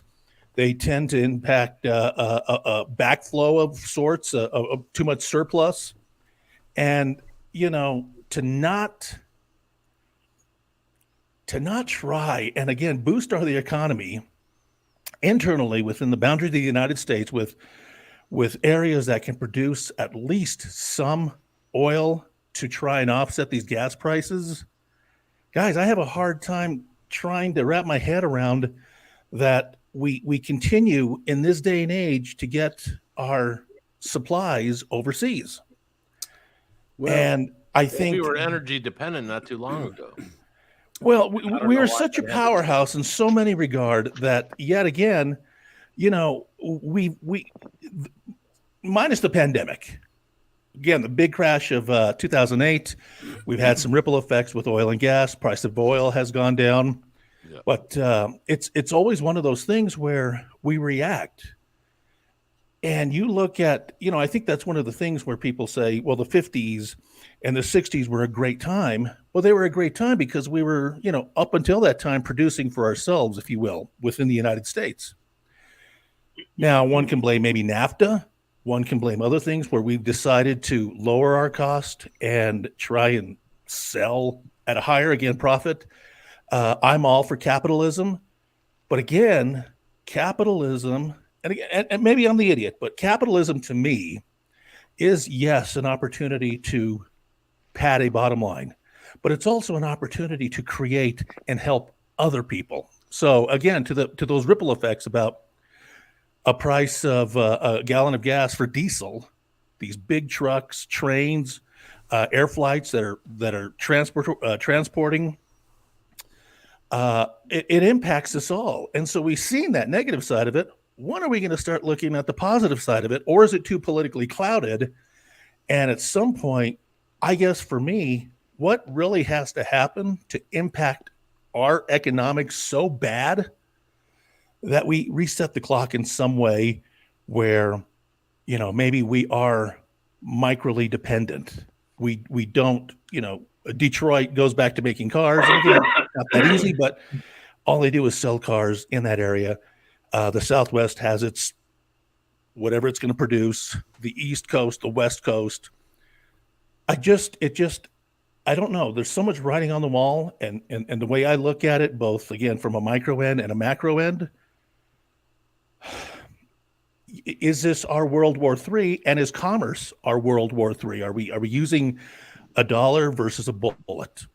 And again, maybe that's not a great analogy. Well, but what concerns me is the social score being mixed into it. Like, you have to have a certain opinion in order to cooperate with the approved method of society. Like China has it, So is that going to mix in with all the, the last thing I want is the government to have complete control over any type of money. Well, granted, right now we're dealing with a criminal cartel, probably with the Fed, and we have to rely on whatever they say because you can't audit them. And, Leon, I know you know something very close to you when the Supreme Court tells you that you cannot audit what's due. that's a major fucking problem. You know, and I've always been careful about towing the line of being a Native American, more so just going to and using that as a card to play in some hand or throw that onto the table. But, you know, if you really looked at history, a great example of the federal government coming in and saying, we're going to take care of you, even into the day of 2022, it's not a very good track record. No. You know, and I think that's also increases stereotypes of minorities, especially Native Americans, that are out there with basically handouts. Well, how many, 575 treaties, every one of them broken? Well, so there's 572, maybe 75 recognized tribes. Each tribe is a little bit different. Some have a treaty. Right. Others have an executive order. Sure. Now, we are an executive order tribe, which basically meant the president at that time, who I think it might have been Cleveland, basically with his signature said, you are now federally recognized. Now, my fear has always been, okay, well, if somebody can easily write something, they can easily delete it. Right. Which is why, again, to your point, V, about the dependency on government, which, yeah, I get that. But again, the economic side of it, we are still a lot of tribes, almost, I would say a good majority of these tribes, maybe not up in the 500s, but 300 to 400 are still impoverished, are still almost in third world conditions. Right. And again, not blaming solely the federal government, which is why I say I toe the line very carefully with that, because I'm about self-dependence. Mm-hmm. But the writing has always, that story has never bode well with dependency on the federal government. And I think there is a point when people say, you know, I'm a Republican, so we're going to do this. I'm a Democrat. I'm staunch. We're going to do this. You know, I think the bigger question that I have is, most tribes are bipartisan, but is our two-party system, especially now, not only misunderstood, but being used as a chip in this game that is being played, where, again, we are separating ourselves with left and right. And if you're not one or the other, God forbid, you should have middle of the road thinking and say, some red's great, some blue's great. No, it has to be one or the other. And I think that's another disservice that we're actually going through historically. Amen, as a society. That's a fact. The media is using that policy against it. There is that responsibility. And I know that even with, and again, I don't know a whole lot. I try not to watch too much news, and maybe that's a bad thing. Maybe that's a good thing. But I think I read briefly a headline, and I hadn't gone through the article yet, that there was actually some progressive talks between both leaders of the Ukraine and Russia. And that maybe would have been a couple of days ago, even maybe within the week. But there was no national headlines that said at least there's making progress. We're still seeing, war torn. We're still seeing these images that are unimaginable. Again, in this millennium, that we're hearing the word war, and we're actually seeing this ordnance being used and bullets and people succumbing to as a casualty of war. Mm-hmm. And again, I have yet to see that, maybe there is some progress coming to the table. Is this article true? And I think that's where I'm questioning, where I kind of sequestered myself away from media in a way that, if it's not the story where, the mama panda had triplets and I'm like, oh my God, check it out, I got to watch that story. Then I'm kind of staying away from some of the stuff because I just, the major headlines that are making headlines, because again, you just don't know. And again, I get inundated with a lot of other things. I think as the world progresses, what we're going to see is, with this inflation, it's something that this generation, I think we've experienced it maybe twice for sure, maybe 3 times, but to this extent. And it's funny because I bring that up to people, the inflation, and like, oh, well, what do you, some kind of weirdo because you're worried about gas prices? What? Well, there was another petrol. There's a lot of other shit that goes on, and like I said earlier, to a lot of people, $100 a week isn't a big deal, but to the other half of the nation, you look at again our economy and our job market. It's I'll give you a great example. Go ahead, George. I hate to be a fuddy-duddy, but I don't really. I've hung in with you guys tonight, Jason. Happy birthday! Thank you, brother. But I've lost 2 friends in the last 2 days, so I'm not really feeling. Oh man, I'm sorry, George. That's okay. No, man, for you, I'll skip the funeral if that's what it needs. I'd skip my own funeral for you, brother. I love you, man. George, I love you, man. I didn't know that. I'm gonna go. Okay. Sorry to hear that, George. Good talking to all you guys. Have a good night. Have a good weekend. George. Hey, George. To the 2 friends you lost, man, may they fly free, brother. Yeah. They were good people, both of them. Absolutely. Good night, y'all. Man. All right. Thank Good you, night. George. It's been a tough year, man. I've had 2. One loss of a family member. I just found out yesterday that a close aunt of mine had lost her son, and then now her daughter's in hospice. And so you're like, the phone rings at 10 o'clock or 9 o'clock, and you're like, oh, what's going on now? Yeah. Mm-hmm. So anyway, but sorry for your losses, tough. Man. A lot of that going around. It really is. I don't know, man. It's so weird.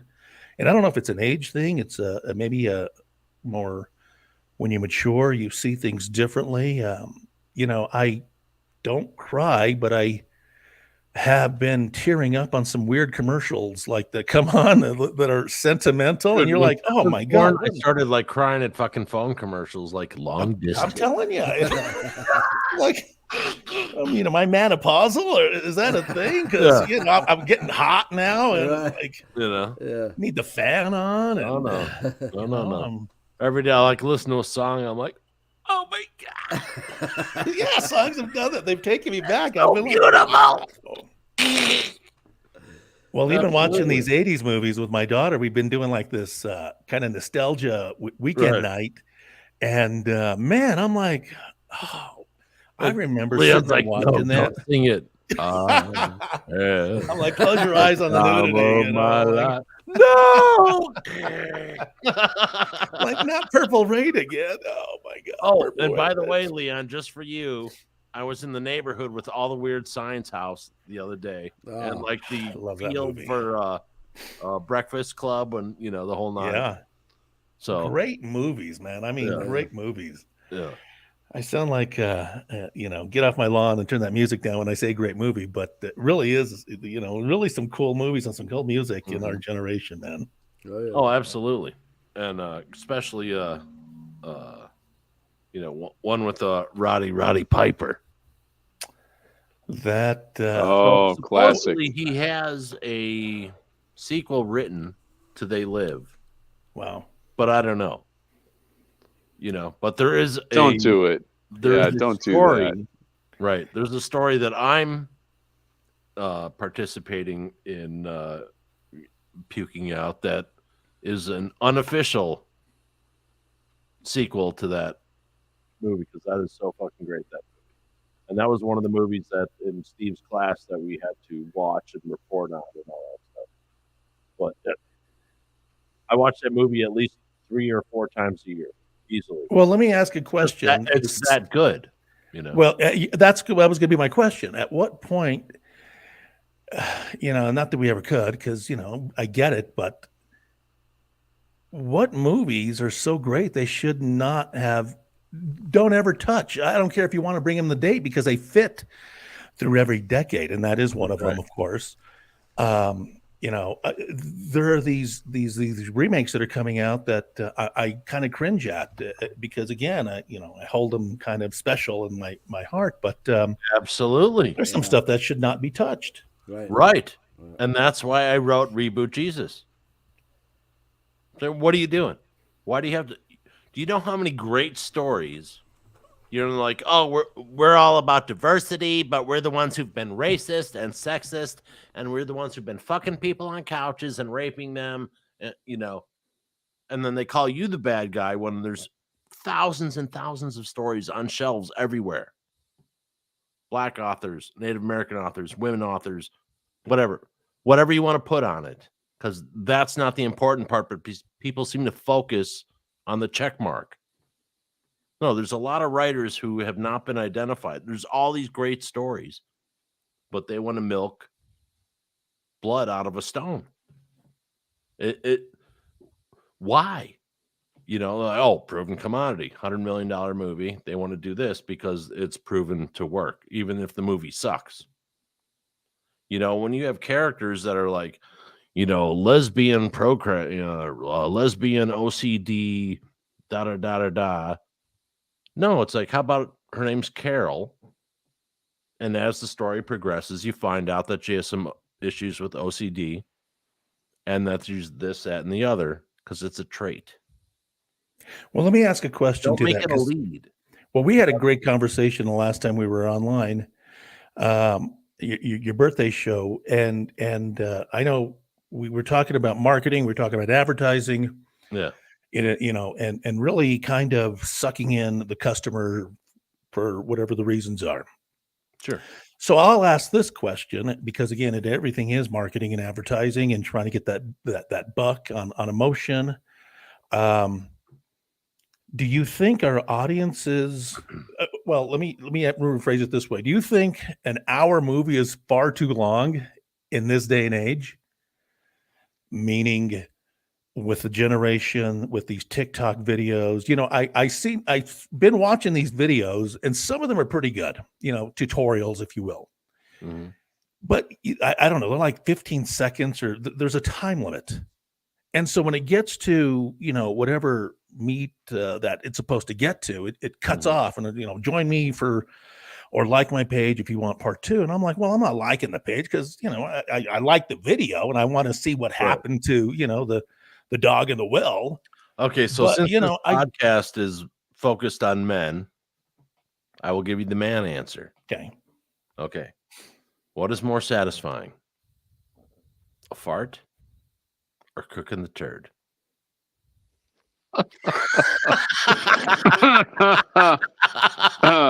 It's a matter of scale and velocity. Absolutely. And place. Okay, location. Has to play you know what I mean? Like scale and velocity. Really better than the good shit. At our age, there's not a lot we can look forward to. If we have a woman, that's one thing. But if we don't, or maybe she's not pregnant, then the most enjoyable day, after practice, it's that. So, There's your answer, Leon. I'm still trying to process. Level, I go right to the, I get it. Let me tell you, when you're at a certain age and you have digestive issues, they're both very loaded questions, and they're both very scary to go like. So for me, can I do a product plug? Can I do a product plug, Mr. V? Absolutely. Here's what I started today. Nice. There you go. Fast. You know what this is? Benadine. If you this adds to my hydrochloric acid in my stomach, which many of us. I'm a little ahead of you guys, but as you get a little older, your body doesn't make enough hydrochloric acid, and you get things like this. May help you out. You get things like low stomach acid, occasional bloating, belching, or gas after meals, occasional heartburn, indigestion, diarrhea, or constipation. Your body needs more hydrochloric acid. Yeah. So I was having some terrible discomfort the last couple of days. I take, I do probiotics. I do digestive enzymes. Yeah. But I was doing some reading today, and I thought, I think I need more hydrochloric acid. I took 2 of these with my meal. The betaine, I'm feeling great. I think I may found what I needed to do. So there you go. Absolutely. You need to contact this company now. Product endorsed. Nice. Show sponsored by. Hit them up there. Hit them up, Enzymika, fast-acting betaine HCI for relief of occasional heartbeat and indigestion. Dr. Murray's. Yeah, no, I deal with Tell me, man. Ulcerative colitis is not a field trip, and I think I hit the trick. What I actually needed for myself. Oh, and I'm feeling I good. love garlic, but I can't eat garlic. Listen to this. Yeah, so people are like, oh, I'm like, hey, is there any garlic in here? And they're like, oh, it's just a little bit. I'm like, a little bit. Don't worry, V. I'll mute the mic when I have to. Right. Hey, Well, no, because that big smile will come on Steve's face. Like, he's proud. He can release. Yeah. Yeah. When any of us goes like this, don't want to you'll crawl just see up a the blur back. from me. I'm the opposite. I don't know what's going on with me, but I'll eat something and it'll like instantly like, oh my God. So, the kids have gotten used to our tribes where, I'm planning out the that I know of clean bathroom. Oh my God. So the poor kids, they're just so used to like one Don't time, even come to this side of the house. One time my daughter's we passed a bathroom and she goes, Dad, aren't you gonna stop? And I said, no, I'm pretty good now, but thank you for thinking about me. I really appreciate it. Yeah, So I don't know if that'll help, watering but from the I've been using what's the it's Mother's apple cider vinegar. Yeah. And I'll take a shot of that, and that seems to be helping. But I think a lot of it is psychosomatic, because as soon as I think about getting in a car after I've eaten, then it's like, oh my God, where am I going to run to? How am I going to run to? I need to invent something, like a big movie theater curtain that goes around the entire car. And then you just get a little bottle. I'm assuming you're talking about taking a whiz. Is that what you're talking about? I'm talking about the other side of crying. Okay, well, never mind. So back in the day, I'd walk into a party and I would scope everything out. Boom. Now, since I've had ulcerative colitis, I'm there 2 seconds. Anyone can ask me, hey, do you know where the bathroom is? Yeah, you got to go around the 3 tables, go around to the left, go back there. There's, you have to know where that is, And it's, I was a professional drinker for a long time, and then I didn't do that. I got sick of it for 4 years, didn't have a drop. And now I get drunk on the podcast with you guys. But, so it was very weird to, be in that position of a younger dude, even, young family, 30 years old. And I have this thing where I could have gotten a colostomy bag, and you have to figure out all these different, and everyone's getting food allergies. And at the time, everyone's like, oh, I can't have milk and dairy, and all that shit was addressed. And I'm like, oh, hey, I can't have this, and this. And they're like, yeah, well, get fucked. Exactly. Because we like all that stuff. So, but, it was interesting.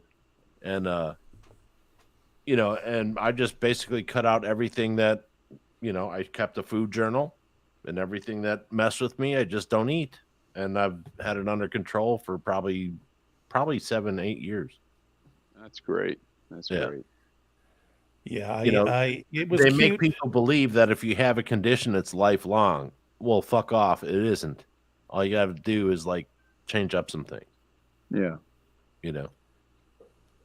With the kids, you travel with the kids, and you can pull over at pretty much anywhere, and everyone kind of looks, oh, look how cute. Dad's out there holding and making sure the kid's going to the bathroom, even if it is number 2. When you were 30, 40, or 50 and you're doing that in the field, it's not as cute. I mean, it's an emergency, but it's not cute. They're like, and that's why look how cute the kids are helping Dad to the bathroom. Right? Look at him. Hold my hands, kids. He's quivering. You're too heavy, Dad. You can almost feel the energy of his anus going quiver, quiver, quiver, quiver. Oh my! Well, and not only just the image. So Rob you know, can you- Armstrong has reached his destination. He's signing off. Jason, have a great 2 minutes of your birthday when you masturbate. Talk to y'all soon.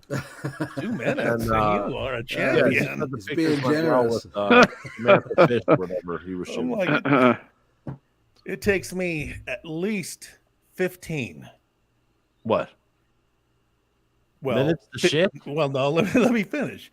14 minutes, 50 seconds to find the clip I want from Pornhub, and the other 15 seconds to be done. So part of my issue is like, nah. Stepmother was the best friend. Like, I don't want that many. I want, 20 minutes, showers old, I'm like, oh. saw this one. I already saw this one. 16 and a half minutes of fucking porn and 2 seconds of taking a shit. It's if you find part 2 of one that you like, you're like, oh my god, there's a part 2, and then you're instantly. But yeah, that's my life these days, finding the movie and then hey, it's like done it's in like, a second. Who can afford a babysitter Good luck nowadays? bookmarking this show, okay? At 1 hour and 30 seconds, a bunch of crap, and 1 hour and 35 seconds, porn discussion. Yeah. 2 Bookmark a.m. in the this morning. one. Are you We're looking moving for a pretty quickly. relationship in your area? Mute. No, we were talking about apps last time. So I think what we should do is find an app that, you put in your requirements, like some dating site of what you want in your video, and then it comes up and then boom, you're good. I've got a great couple ideas for some apps. Absolutely. It's $1 million idea. Absolutely. Okay, so Steve's right though. The amount of topics that we cover on these shows, and with the how fast we change from one to the other. I mean, I missed that. What did I miss? No, I'm just saying, like, we cover, like, 1 minute we're working on, like, politics, the economy, porn. I mean, we just transition from one Dude, right into the other. It's guys you know hanging what I mean? out in the fucking living room or the garage. It's the same fucking shit. Bowel discomfort. I mean, we just cover it all. It's to show the younger people that everything isn't so goddamn serious. Fucking Right. It's the stick, man. Don't make a diamond in your fucking sphincter. Right. Just, it's okay, Have you guys covered religion Diamond yet? in your 'Cause that's the other sphincter? topic. Sphincter! A diamond in your sphincter. Mm-hmm. Yeah. Jeez, release the stick, man. There you go. There's the quote for this show. Diamond in the sphincter episode. Yeah. Uh-huh. That sums up our whole show. It's The a diamond in gem. the What a stranger. most No. sphincting man. Gem. Talk about crapping on the side of the road and pulling up Pornhub while you're doing your All the load. people from Cosmo watching this aghast. Right. I don't know. Oh my god. They've talked about masturbating. They've talked about taking a shit. Oh my god. They've talked about having sex with farm animals because that J guy with the beard thing. They even had pictures of it. I'll have to push replay on that. Dude, it disappeared. Oh, that's a bummer. I got No, a George question. took it. I'm just curious. Question for you guys, because I've got this massive cold front that's blowing through here. I'm in Florida. What are the temperatures where you guys are at? We're going to have 21 in South Carolina tonight. This week, we had 70 degrees.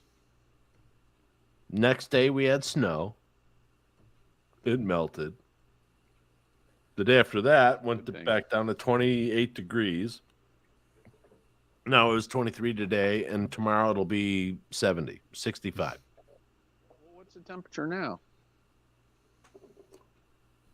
Hold on.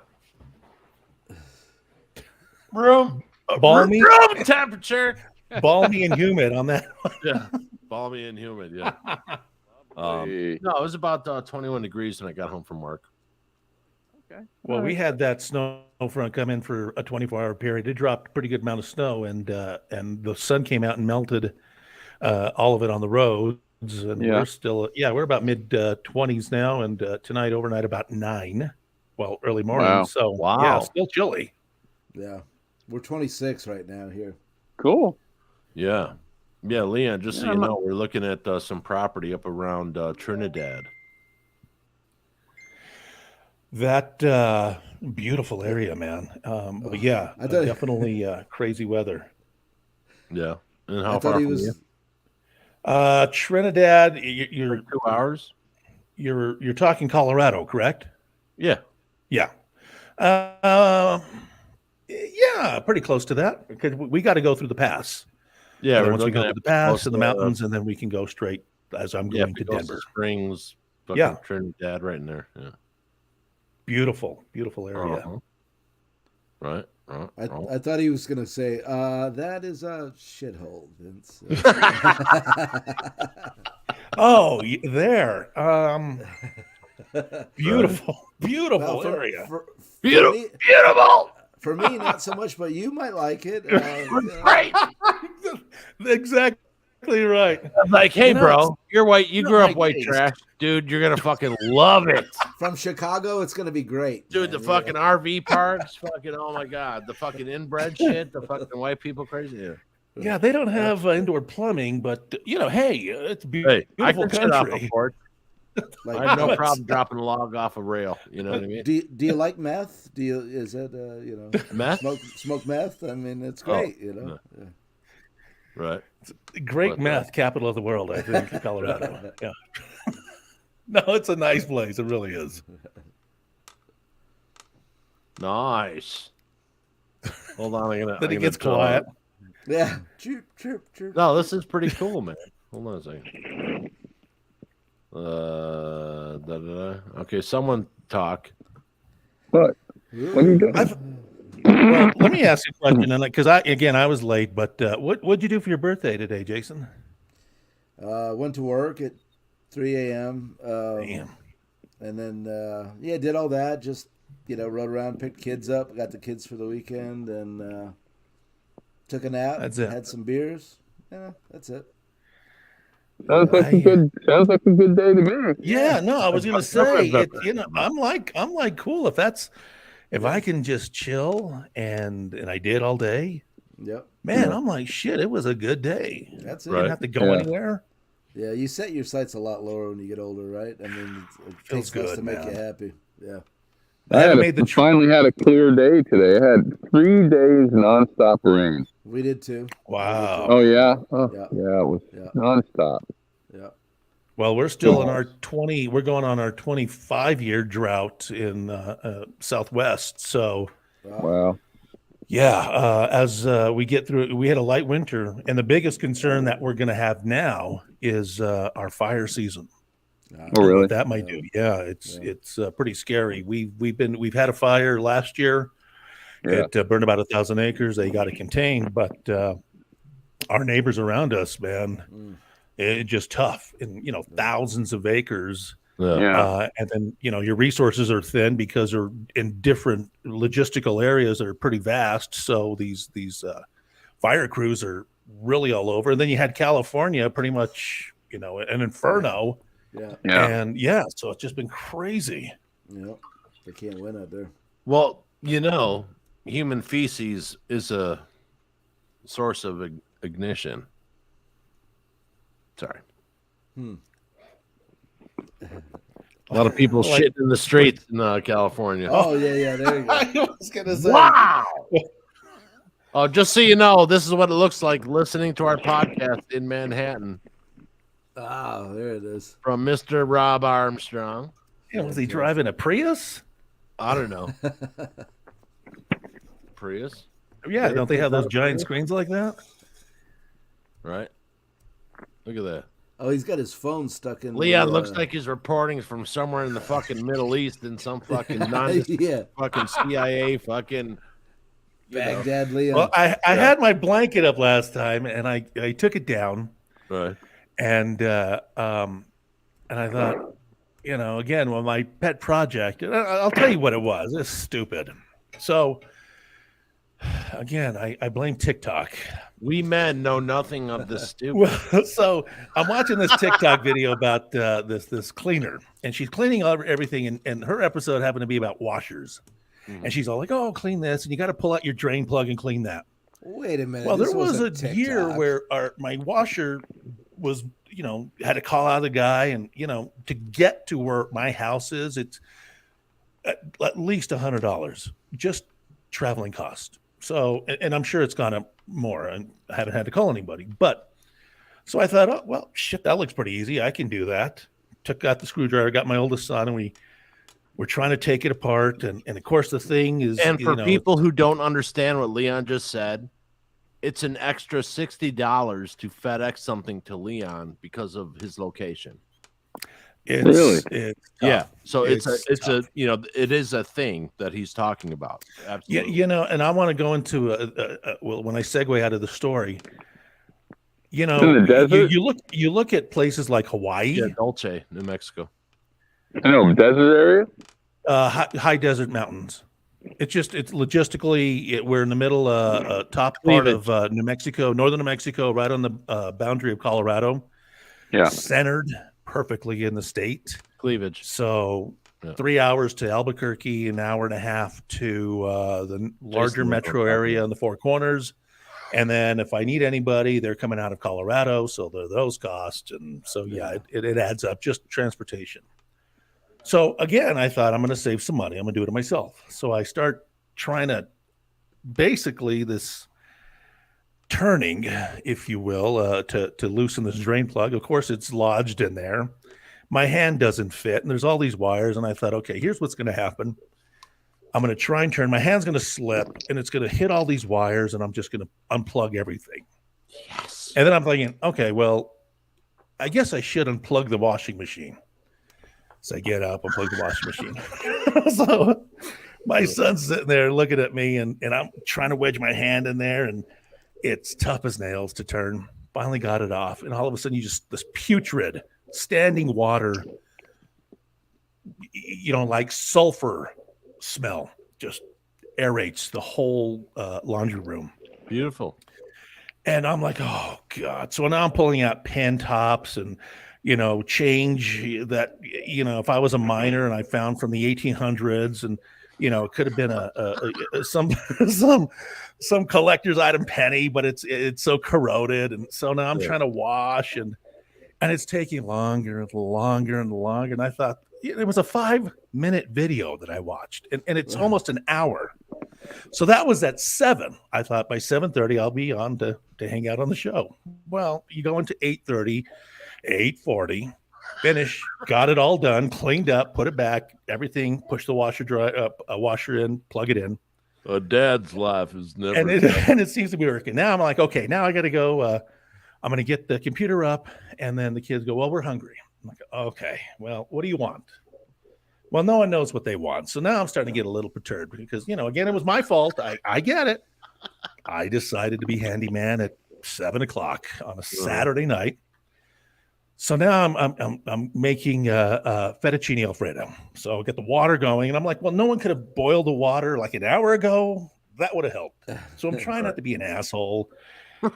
Again, I'm like, okay, all right, who's hungry? So I'm whipping it up, and I'm making the sauce. So because it's cheaper when it's homemade. I don't have jars. I'm making the cream. Yeah. And so, I'm melting all the Parmesan, and that would be enough. But no. We want cream and butter. Okay, well, all right, give me the cream and give me the butter. So now I'm whipping it. The cheese is melting, so I have to reheat it. And then by about 9:30, I'm like, okay, I got to run now and get my computer up. So yeah, that was my night, which was why I was late. And it's funny now because, again, I think before, first of all, it was my idea to do something. I would have been screaming. The fact that I only screamed once and at myself more so, I'm pretty damn proud, guys. Yeah, it was a good night. Absolutely. Yeah. No one got cussed out. I didn't say I should have pulled out way early. No, I said, thank you. I know Dad yelled. I apologized, and yeah, man. It was a good night. Yeah, and yeah, here we are having fun. But so the washer's working correctly now. Everything's well. good? We'll find out tomorrow, and I will keep you posted if there is a puddle of water.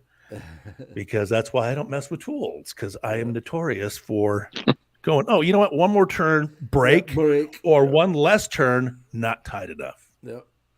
So we'll see. Fingers are crossed. But so yeah, that was. But my whole to that, and again the segue of price just to get to where I'm at logistically. Yeah, I have to learn to do these things, and I've never been great with tools at all. So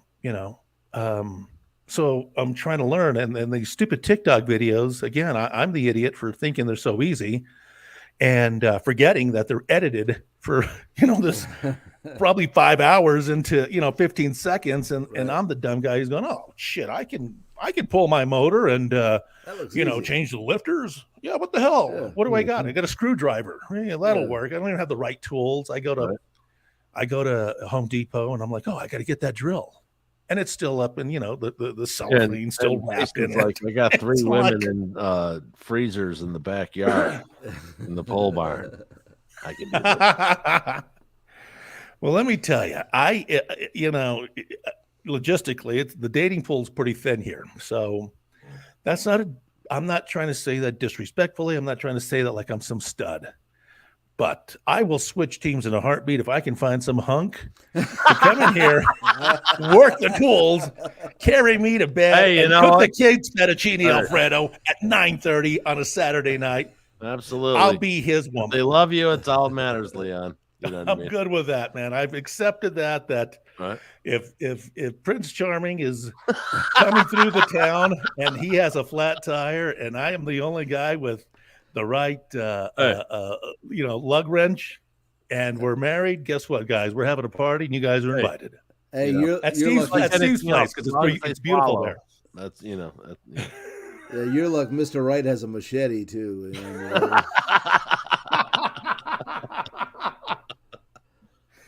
Oh yeah. But okay, so what are we going on? Okay, so we're all single men, we're all dads. So what's coming up with all you guys on a dad front that you're thinking about? You know what I mean? The fact that I can't afford braces for 2 kids right now. Oh yeah. Oh my goodness. Yeah, I got the same deal. Man. Mm-hmm. Just usual middle school melodrama. 11-year-old. Nice. Steve's rocking the haircut, by the way. Nice. He's been doing this haircut for a couple of months. It looks good on him, Mm-hmm. And as we get older, we have fewer options.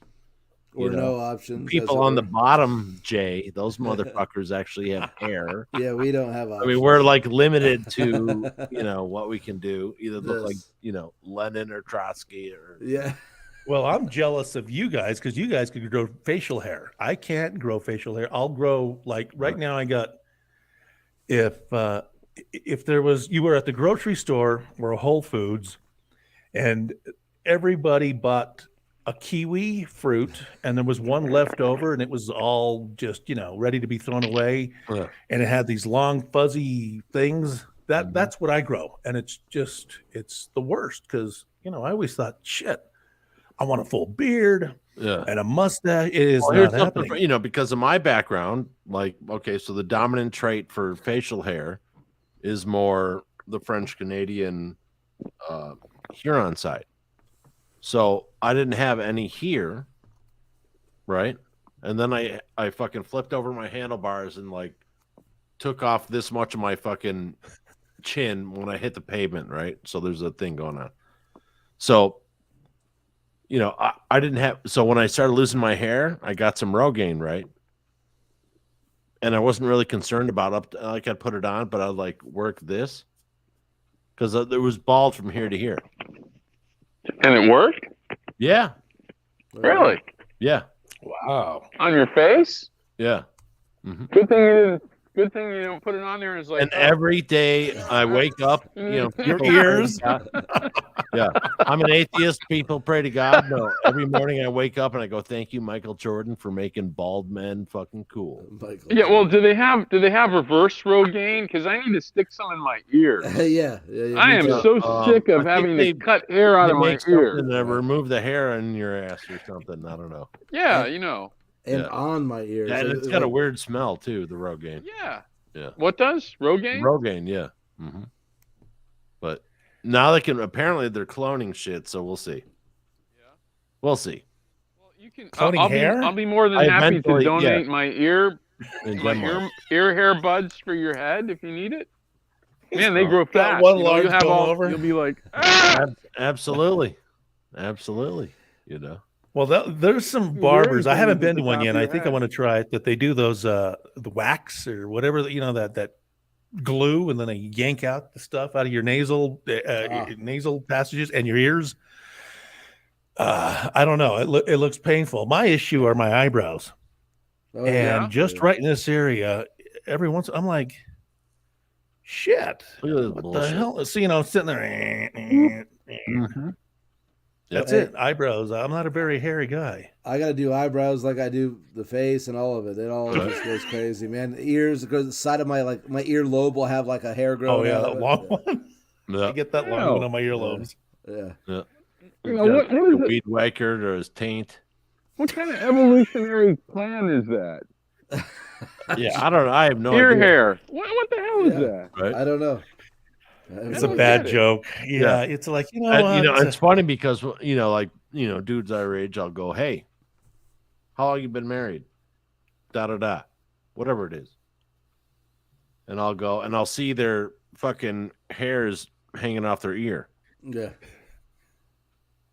I'm like, dude, if you don't know that's happening, there's a problem in your marriage. You know what I mean? Because they're gonna tell you, hey, what the fuck is going on with the fucking jungle coming out of your fucking earlobe? You know what I mean? You know what I mean? That means your chick doesn't give a fuck. So if you do something, you know, it's always men always be backlit, you know, in the bathroom so you can see if you got a fucking, you know, a ficus. A ficus. Say something, you're fucking in trouble. Same thing, you know, guys. Hey, if your wife or girlfriend gets a boob job after 15 years in and she's really happy, it ain't about you. Consult a lawyer. Right. You know what I mean? Right. That's all I'm saying. It's true. It's true. It's I mean, absolutely true. And that's not a bit, you know, like, you know, It's like, hey, be a nice dude to your woman every fucking day. You know what I mean? If she orders those yoga pants that make your butt look really good, they're not for you. Right. Yeah. Well, because they're for my butt. Yeah. Take off my pants. Damn it, Leon. Are these yours? They really work. Yeah, exactly. But yeah. So okay, as dads who've all been through divorces and shit, what do you miss the most and it's not necessarily attached to a feeling or people's perception of how you would feel for someone who's out of the picture. What's the one thing that you guys like miss as a dad? Because I don't think that question's ever been asked in media. What is it that as a dad that everybody loses out on? I'm missing the question. I'm hearing two things. One, I heard relationship, and I think we moved into something else. So I'm the one kind thing of that you're missing out on, and it doesn't bear any relationship on the relationship. So it has nothing to do with being with that person. But as a father, what do you miss the most about the family unit? Oh, okay. The dynamic part of it. Okay. Yeah, it has nothing to do. You could be with whoever you're in love with. Has nothing to So bear. her big hands on that reach around, not necessarily. Well, you know, if you know, man, that was great. You know, I really, you know what I really miss? You know that thing you used to do with the phone book and the. Wow, dude, email me that. Tell me the story because man in the boat. That garden hose and phone. Oh, book by the way, thing. Jason, man in the boat wishes you happy birthday and may you enjoy yourself in private. Nice. And no pictures. Yeah. I'll look at him if he's going to take them. Right. I don't know. I'll let Jason go for it because he was going to go, and I interrupted because I wasn't sure of the question, but I get it now. Yeah. Well, I mean, I think it's just, I mean, just this is basic, of course, but it's just the time. You got no time. I mean, you're flying solo all week. You get a day here, a day there. Maybe as they get older, It's not like dads are like living it up. No. We're not And I like, mean, yeah. No, we're like, okay, we're at home. We're like, okay, 2.5 days, 3 days till we see the kid. Yeah. And it's all disjointed, you know what I mean? It's like, Yeah. I mean, it's not you you have this innate sense that it's not natural. It's not how it was supposed to be, Sure. And for them too, even worse, Right. But everybody kind of gets. Well, you think they get used to it. I mean, I don't know. Do they ever really get used to it? But Right. it just becomes the new normal. And well, to me, years it's fly by better. and, To me, it's better to be honest and have whatever is going on end if it's not healthy. Right. Yeah. Because sticking together for the child when the healthiness isn't there isn't healthy for ourselves or the kid. Right. And there's different, that's just my opinion, but there's. But you know how that goes. Your mind will mess with you at different times because you'll say that and you'll know you're absolutely right, but there's other times when you start thinking about the kids or whatever, and you can start second guessing yourself. Oh, for sure. Or maybe I was selfish. Maybe I should have just put up with A, B, C, or D for them. Right. So it's easy to go back and forth. Well, I had to step away because my dog was going crazy outside, and Steve had to go deal with the crazy bitch, is what he's saying. No, it was the male actually. Oh. I've got a male. Hey, a male can be a there. bitch. This is 2022. Yeah, he was going bro. crazy. Something upset him, but right. it's just so cold here tonight. It's in the 30s now. Wow. Temperature dropped fast, so the predators start to circle, looking for the chickens probably. Oh, wow. And he's guarding. Yeah. But all right. I heard what you're saying. I missed a couple things. I'll answer. Yeah, Vince was just talking about with us being divorced with children, what do you miss? The things. Yeah. Well, I've got fortunately my divorce didn't hit. I mean, it's one fortunate thing didn't hit until my three oldest were out of the house. I had 3 boys and then I had 3 girls. So the 3 boys have been gone. And then my oldest girl, she's now living with her mom, but I get the 16-year-old and the 11-year-old most of the week, during the school week, and then they're over with her on the weekends. It's very different after 25 years. Yeah. But for me, the big change too is, I had a lot of little kids running around all the time. I love little kids. Yeah. So I mean, divorce or not, I kind of miss all the little kids running around. Yeah. For sure. But yeah. the thing is that soon we will all be grandpas.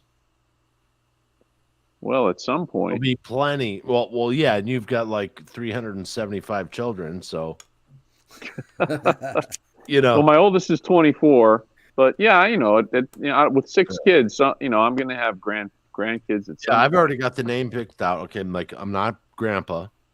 I'm pops. Pops? Pops. There's already a specific, Yeah, that works. Pops. Why'd you pick that one? Because it's fun. Yeah? It's not authoritative. Yeah? It's hey Pops, let's go to the candy store and buy all the candy. All right.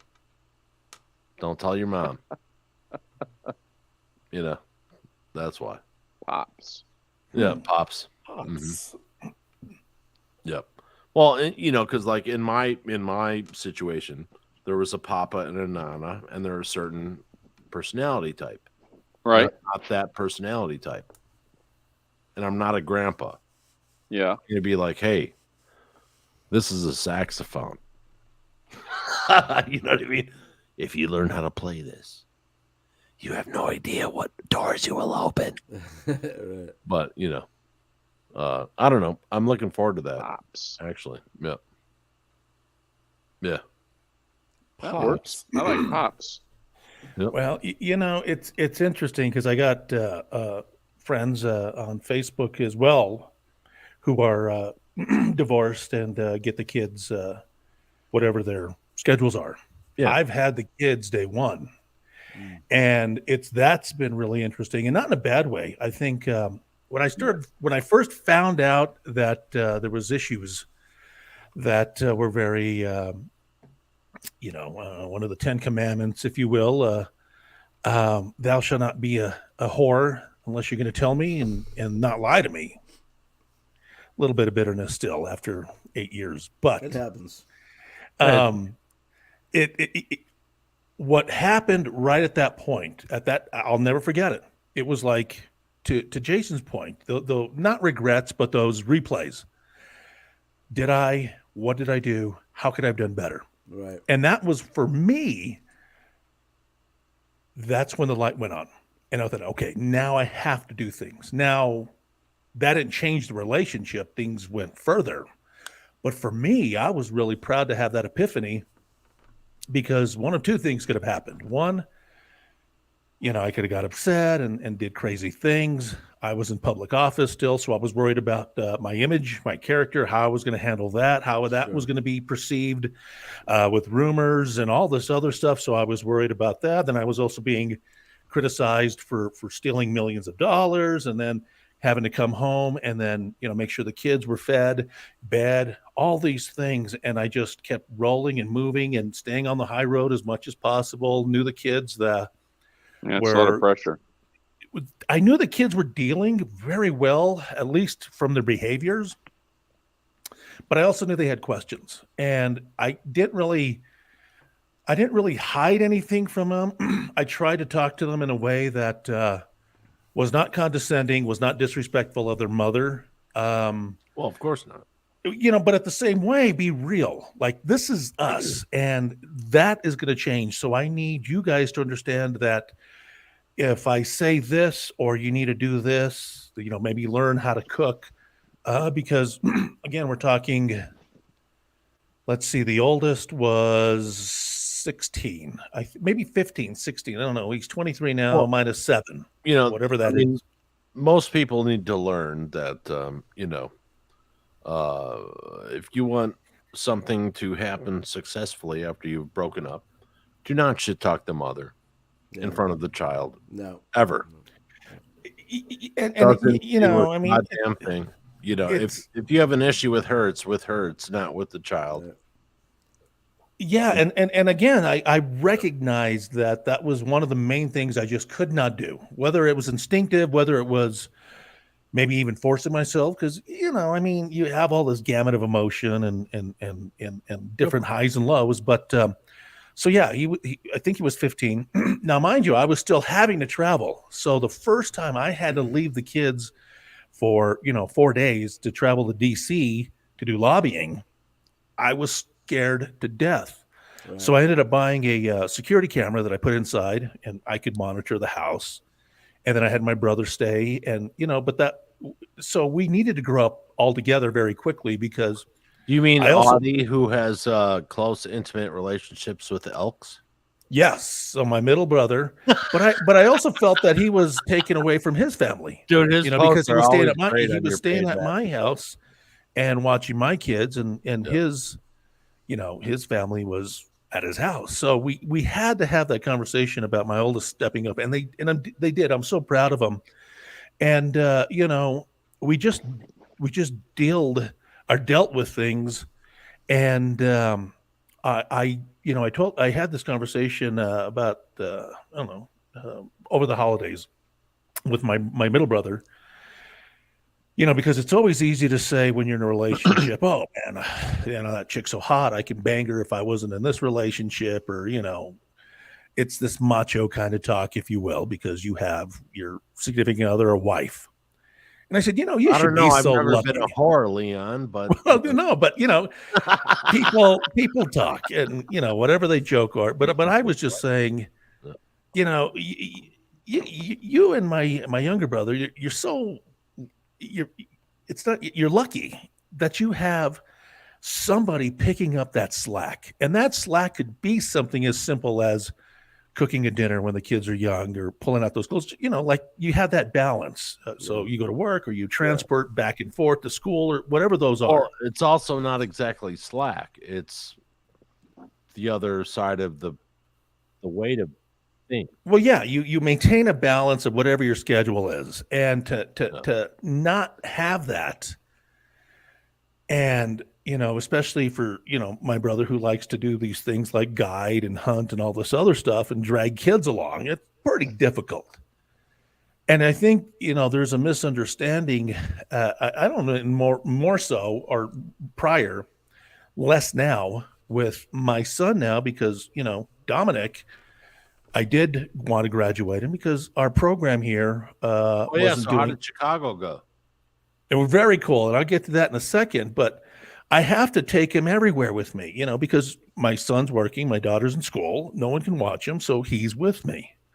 And I'm working a temporary. Dominic is a special needs human being. My baby boy will be 19 on Sunday of next week. Oh, cool. And he is Downs, and just again a joy. I don't know what phase 2 of my plan is for him, meaning group home or some specialized place where he can actually grow. Is he growing with me? So these are different conversations that I'm starting to see now, but having to also have that in with single handedly trying to balance everything in the family and work and emotion, and then with different special education issues with the school. Yeah, that's tough. I'm pretty damn proud. I really am that we made it and we're here. We're here. They're adults. My youngest daughter just turned 15, she just turned 15. She's the youngest. And so we're growing and we have our growing pains. But I think what this all taught us, this dynamic, this new circle, it taught us that if we're going to spit out something that is negative, whether it's a fight, again, working on this washer and not screaming at my son for not holding the light perfectly or doing something and making him feel like shit because I'm preoccupied.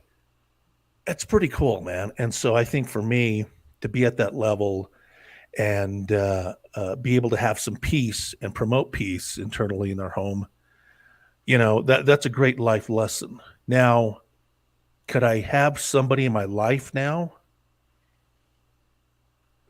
to learn and catch up? I don't know, man. That's part 2 of my life too. And I miss having a companion. I miss the intimacy of hand holding or asking somebody how their day was. Or even like, a argument. But I don't know if I want that either. Because, you've been just moving by yourself. Right. Yeah. And I do miss Jason is smiling. Well, I do miss, sex, and sex is pretty easy to come by, but I just haven't even really feel the need to go out and find sex. And then you factor in a pandemic. So that pushes everything a year and a half back at least for me. Right. I couldn't really go out because, I didn't want to bring anything home for the kids. It's also interesting too, because people always say, oh, men are blah, blah, blah, blah. And then they're like, oh, what about sex? It's like, well, when you're older, it's a huge deal. And people are like, oh, well, it's not all about sex. No, it's not. But it's a huge component. And the level of intimacy you're able to have with the person you're with is huge. And people go, oh, it's about sex? Not at all. Eventually that will end, and you need to have that endless conversation that you're enthralled with. You can talk to animals too, and they'll listen. Well, yeah, as you know, you can walk with the animals, speak with the animals, absolutely. But when you're older, you're not looking. Maybe some are. I don't know. Not me. Not anyone I know. Like, I could make a generalization for the people on the screen here that okay, what do we want? Oh, and something happens and pops up, and you're like, what? And you're like, oh, what? And Good then, conversation. yeah, absolutely. Priority one. Yeah. Absolutely. You know, Good it's like, conversation. so with like Lynette. Okay, so Lynette is the lady I'm in love with, right? So we probably, she's like, because we're both like, well, people are gonna think we're crazy, blah blah blah blah.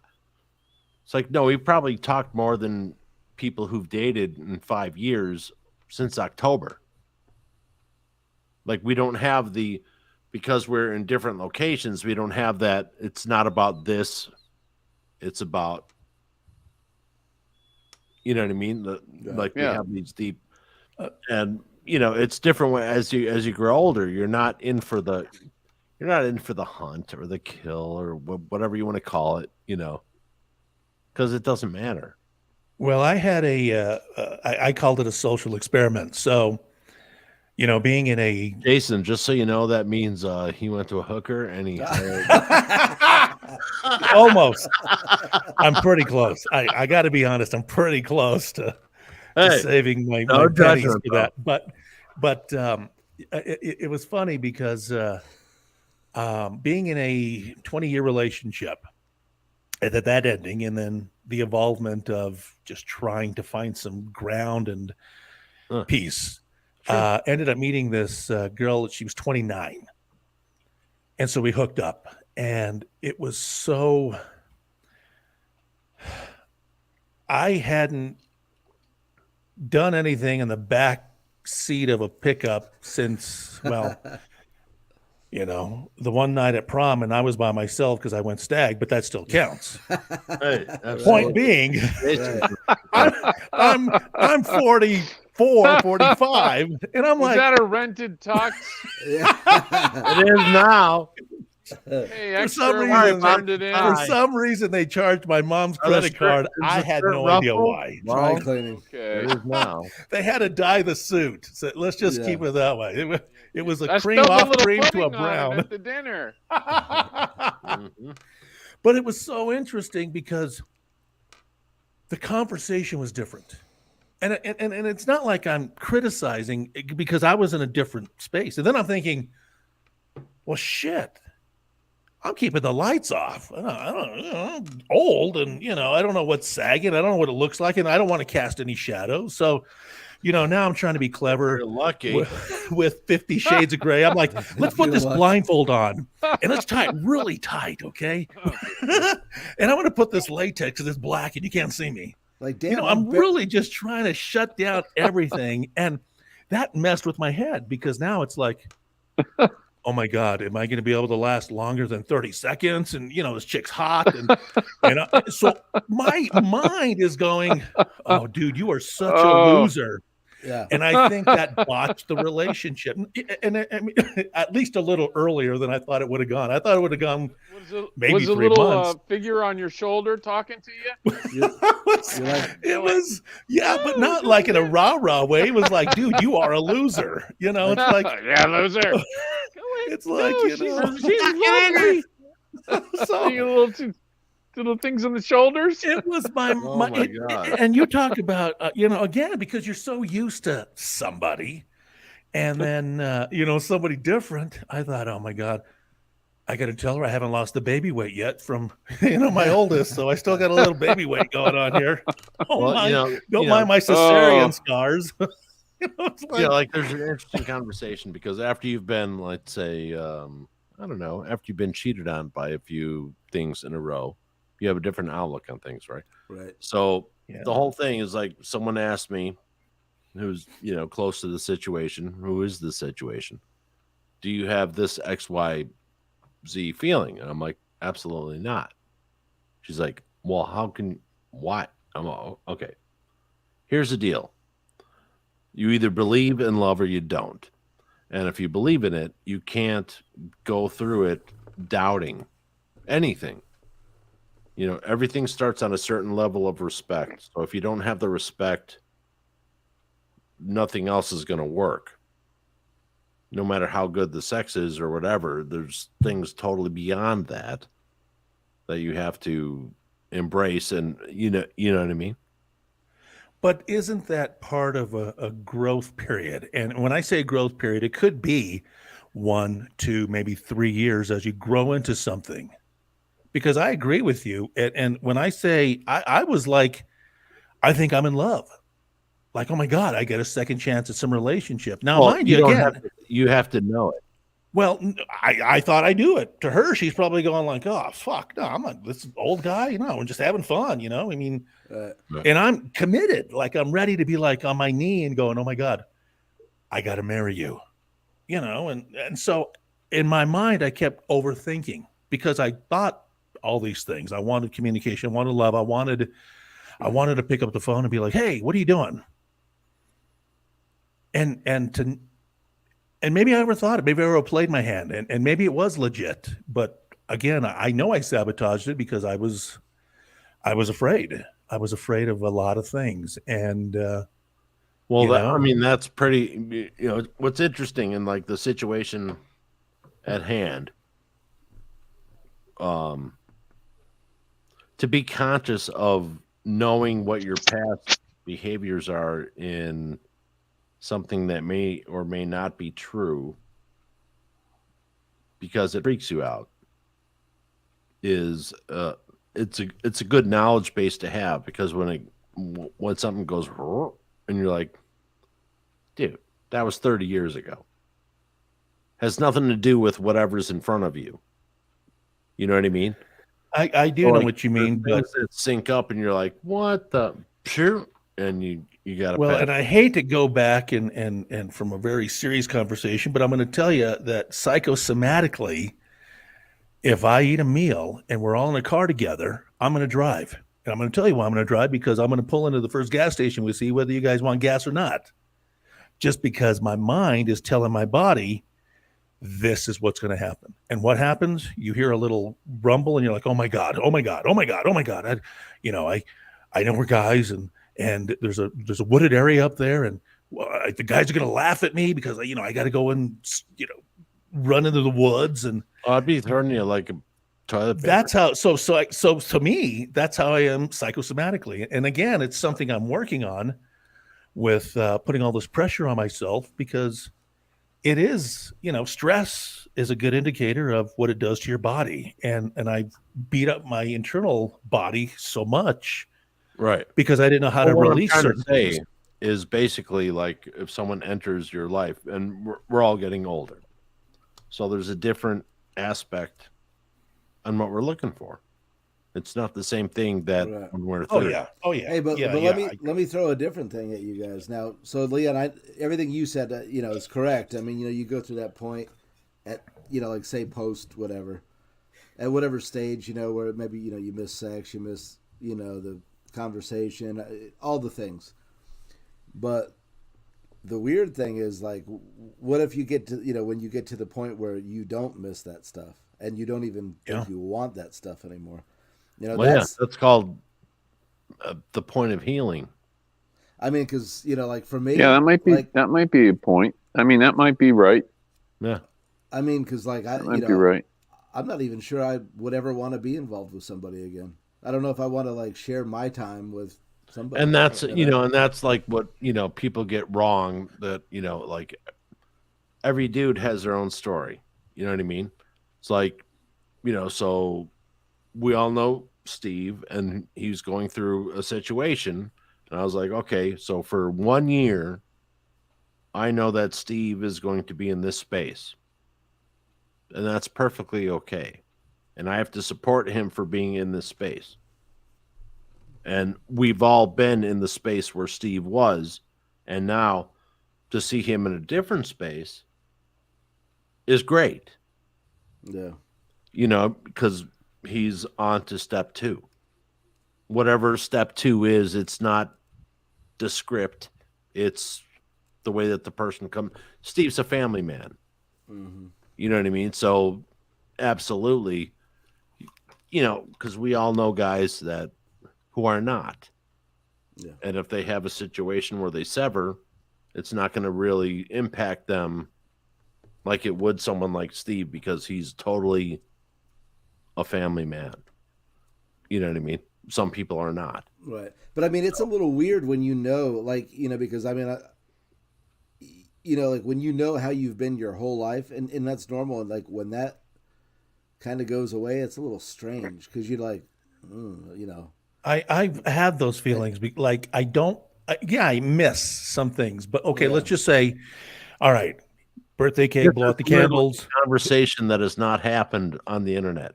Just so you guys. Well, so two things. So I have the wish, and now I have this beautiful girl in my bed right there. Okay, and then and maybe it's the performance of my life. Well, what is Monday morning? What happens then when it's like, we start arguing over something, or, it's holidays at her family's house, and we're so used to doing things. Leon, and I get start it. with doing her twice. That's how the day starts. Brother. and then I'm good with that. We're worried about bullshit. I got Saturday and Sunday, but so I don't know if I don't miss it in that regard, like the not drama but baggage, because I got my own. Sure, but I think there was a good point made about health and peace, where you've kind of reached this new enlightenment, and maybe when you've conceded these things again through mind, body, and soul, then you're able to open up for different things, which I think is very cathartic and therapeutic. Yeah. Well, it's point of acceptance. It can be a point of acceptance. Exactly right. Point of surrender, and that's when you sort of change directions, and things may happen after that. After 28 years, this woman Lynette comes back into my life. She was the one that got away. So 28 years later, in a short amount of time, basically from October till now, whole life changes happen. Boom. Here's what I want to do. What do you want to do? Everything aligns. What the fuck are we waiting for? Boom, boom, boom. Next thing you know, it was the most matter of fact thing that has ever happened to me. And my energy output is pretty wide. So the fact that someone was able to calm me down, look me in the eye, here's the thing, what's going on, totally agree, totally matter of fact, and and people make out that this thing's supposed to be this big, huge. Well, that was big and huge, but it was matter of fact. It was like, oh, da da da, oh, da da da da. What? Yeah, what? Okay. The simplicity in the something that's supposed to be so complicated, right? It was bizarre to me. Yeah. And I know other people on the screen and maybe experiencing the same thing, and it's it's totally cool. And to be a guy, and we're growing older, who wants to grow old alone? We don't want to be hanging out. Well, no, you're right. That's a good point. That's a good point. Especially Jason, That's what I'm talking about. Goats die. Yeah, but it's like goat, donkey, goat, donkey. Yeah. No, I mean, well, I mean, as humans, we're social creatures. We need other people. Yeah. And I mean, there's different levels of need. We certainly need other people. I need to go to the grocery store, so Absolutely. Someone needs to bottle the milk for me. I don't drink milk, but I'm using it as an example. I don't milk my own cow. I have friends that have cows, but I go there. I buy cheese. There aren't a lot of cheese makers. Yeah. I don't make my own shoes, so I have to go and buy shoes. I don't make my own underwear. My point is, we need other people for things, but we also need other people for interaction and love and sharing and emotion. Absolutely. And once a week, I get to hang out with people I've known for 30 plus years. Yeah. Have great conversation. Right. It's fulfilling. Yeah. And I think the beauty of, our generations, we were never really encouraged to talk about problems. Right. at least in my dynamic. Right. You know, everything was a joke. There was no seriousness. It was man up. That's the big man up. Right. Well, what the fuck's that mean? You know, hate everybody and walk with a chip on my shoulder. And that's how clueless I was. Cause you know, I was like, you know, I never wanted to get in a fight because I didn't want to get punched in the face because I wore contacts and they were very expensive and I didn't want to go to glasses. So I'm trying to talk. And meanwhile, when Leon walked up, people were like, "What?" Well, and here's the irony: I because like, I was so "Hey, Leon, just come stand behind me for like 5 minutes." You know, bro. I was You guys so don't even have to know what's going on. Just stand behind me. My thought process was I put myself small, and I never saw myself in a space. If there was a space, it was very small. Yeah, and that took a lot of therapy to get out and understand who I was and love myself. But the fact that we, to your point, V, that we, you know, there is an avenue, there's a commonality, and you know, it is we are men, yeah, of course, structurally and mentally and all these things, but we're also, you know, I think we're more open than we've probably ever been in a very long time, and I know we used to talk and joke about things, but you know. It's different now. It's more, there's seriousness, there's understanding, there's acceptance, there's that relatability, and like, oh shit, he's going through the same our thing. Generation aren't open. The people below us, and that's not meaning below in social status. The people younger than us will never understand. So it's important to have this conversation because our generation of being people with, you know, means of a penis have been demonized, and we need to explain to people that, hey, it's okay to be a guy. Here's what's going on. You need to talk, it's okay. But if you need to talk to someone who's not a man, that's cool. But just because a certain ideology wants to take over doesn't mean we should be decimated. Yeah. Well, I don't know if I really can, you know, the point I was trying to make to you guys too, but the other side, and I don't know if I did it clearly, but like my point is that I question, you know, like I go like, okay, but I shouldn't feel this way. I should want somebody, or I should want companionship, or A, B, C, or D. So, you know, then I end up questioning, like, you know, have I just finally broken completely, you know, to where this is the new normal and that's fine? Or is it is it a stage, or, you know, I don't know. So I'm in a new thing. It's weird. It's like a weird bleakness, you know what I mean? Because there always was, like, even if you just take it to the very base level, just say sex. And he's got a guitar pick in his fucking hand. Yeah, man. But, you know, at the very least, there was always like, well, I need to go find somebody, and, you know. But I mean, when you could care less about any of it, it's like, well, here's something that I learned in the latest incarnation of what's going on, and to me is the most awesome thing. Why does that matter? I don't know. I guess, you know, like the whole thing is like, okay, so you have past things because other past people have done past issues, right? And you have to go, okay, either I'm going to be alone and be okay with being alone, or if I'm going to be with someone, I have to be resigned to the fact that if they do something off script, it has nothing to do with me. Right. Literally zero. Yeah, I agree. Zero, nothing, you know, as a how, oh, does that happen? Nothing to do with me. Right. Unless you're there, you can't do that. Yeah. You know, and sometimes other people are able to grasp that, others aren't.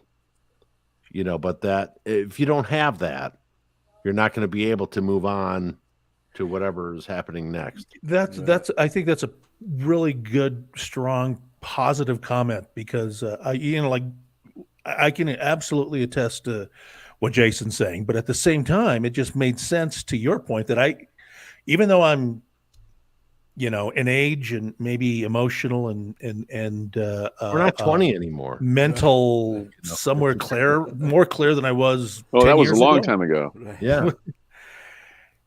I have to be at that place. And again, I say I don't, but I also think that's a bit of a ruse to me to say, well, I don't want it, so therefore I'm not going to open my mind to Well, it. here's To the other what you thing. just said, We're which at I a point think is in our what life, it would be. Leon. Yeah.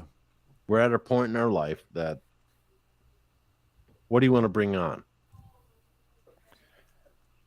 You know, like if you see something like, oh, you know what, I can hang with this person for the next 25 years. Yeah, that's cool.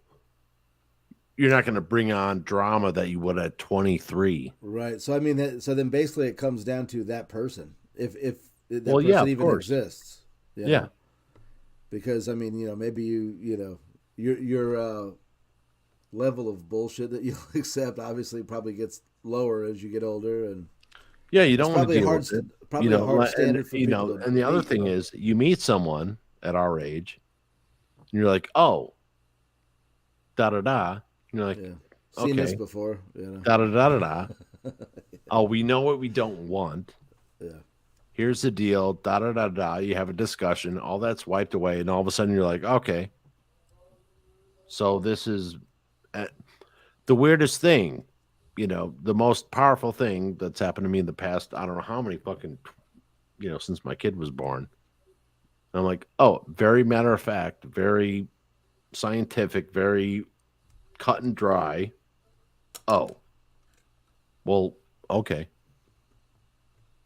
Makes total sense. Anyone who knows us makes total sense.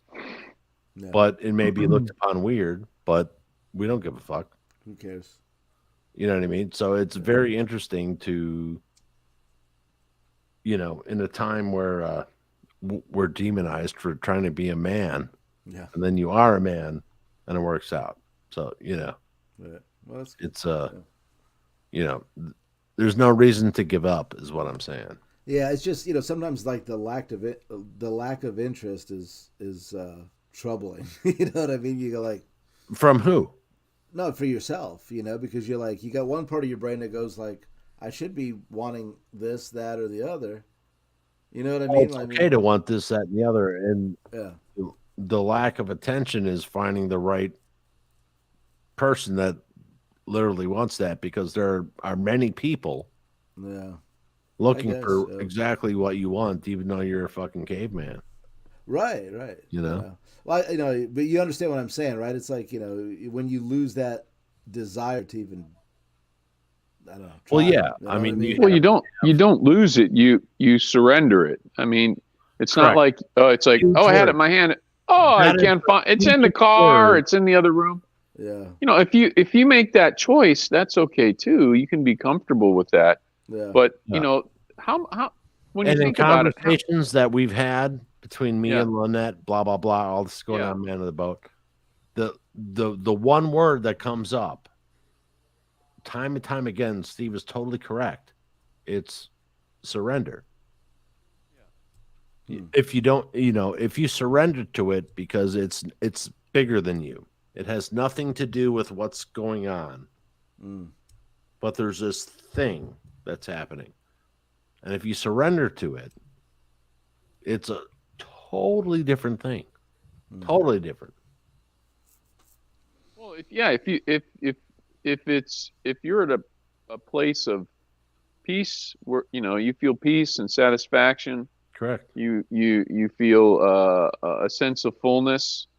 Well, maybe that's a good landing spot, and now you're ready for Right. something that may happen. Yeah. Well, Like I because talk about all the because time, you're in- you in- have two since whole October- people coming together Yeah. are better than two halves. Sure. You know what I'm Yeah. saying? Yeah, I can get that. Well, I think, and here's how I'm seeing it now, because I'm listening and I'm playing my scenario, and it fits everything. I think what I need to attain to is some peace and acceptance. Okay, because what I will use as an analogy is, okay, I'm walking out of a building, and all I'm doing is getting from the door to maybe the car to the bus, whatever I'm going. So I'm tunnel vision because I'm preoccupied with, oh my God, I'm late. I got the kids. I got this. I got that. Bathroom, whatever these are. Versus, okay, I know I'm going to get there eventually. I'm going to leave at 3. Don't have to get to the 3:30. Plenty of time. And you stop and actually smell the roses, as the saying goes. So now my walk should be maybe, because again, I've attained some acceptance, some peace, some harmony, balance as I'm walking. I'm actually much more aware, because I'm pretty clueless with, like, if somebody was flirting with me. Oh yeah. I'm like, somebody will say, hey, somebody's looking at you. And I'm like, who, where? Well, they just turned. I'm like, well, I missed the sign, or, they literally have to jump on my shoulders. And then I'm like, oh, hey, how are you? Yeah. So I'm already clueless. Yeah. That's for a few things. It could be fear, just because, I'm in the moment and I'm enjoying our talk wherever I'm at, preoccupied. But yeah, I think I know for a fact that I've thought about, okay, I'm good with being alone for the rest of my life. I'm really not. I say that that's to where I appease was, me. and then something happened, and then I was like, what? Well, so I say that to calm myself down, because again, my ego, hey, no, there's nobody.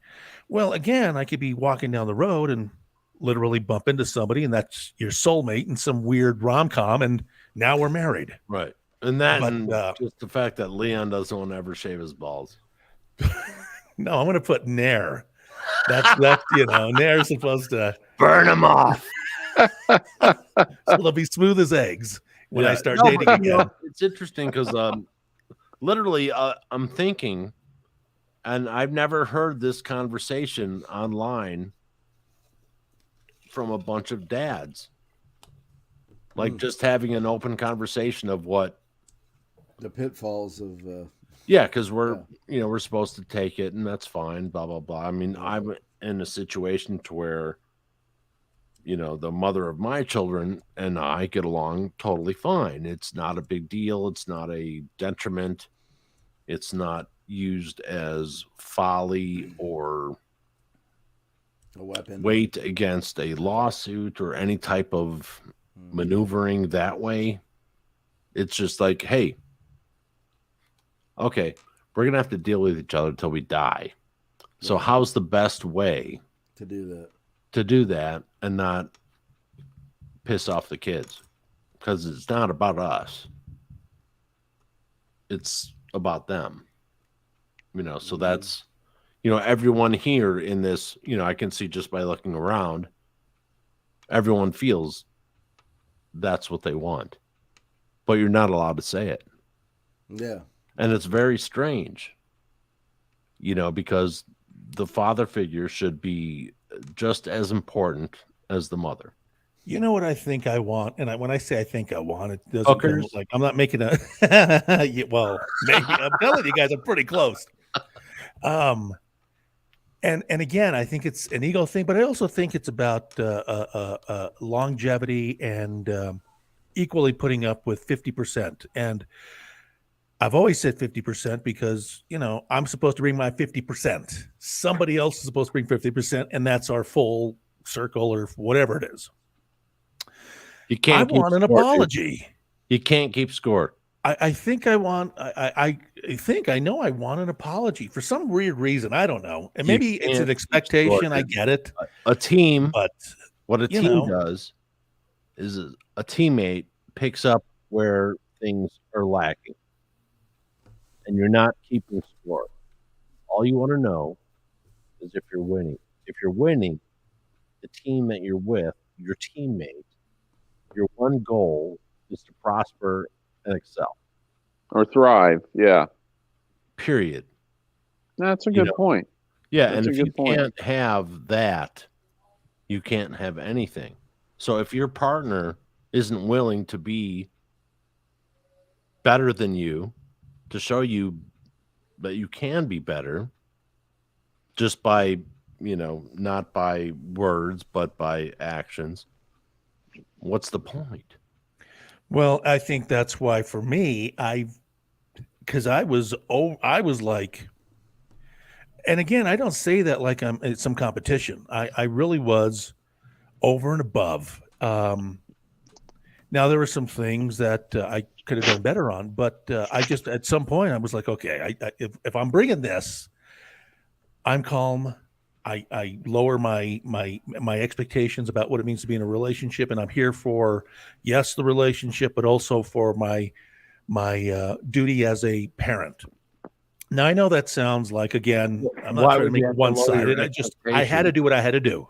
Well, why would you lower your expectations? Because I thought that it would be more of an issue. And again, yeah, I should have been maybe tough enough to say something years ago, but maybe I wasn't. Maybe I was weak. Maybe I was the selfish you're one. basing this on a past experience, not. Well, no. I'm just saying why I probably stayed in 10 years, maybe even 12 years in my relationship longer than I think I should have.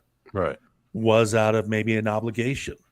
Whatever. Yeah. I don't know what that obligation is. I can't put a definition of A, B, and C on it. I just felt like I had to do it, and I had to accept certain things. And, one of them was a very lack of intimacy. Yeah. I mean, like zero. I mean, when you have to beg for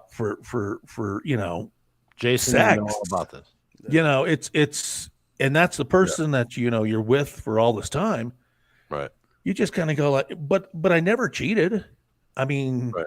I never felt like I wanted to. I mean, there's always those, fantasies where, oh my God, I'm going to be at a bar and there's this hot lady, and I never played on him. I was never that guy.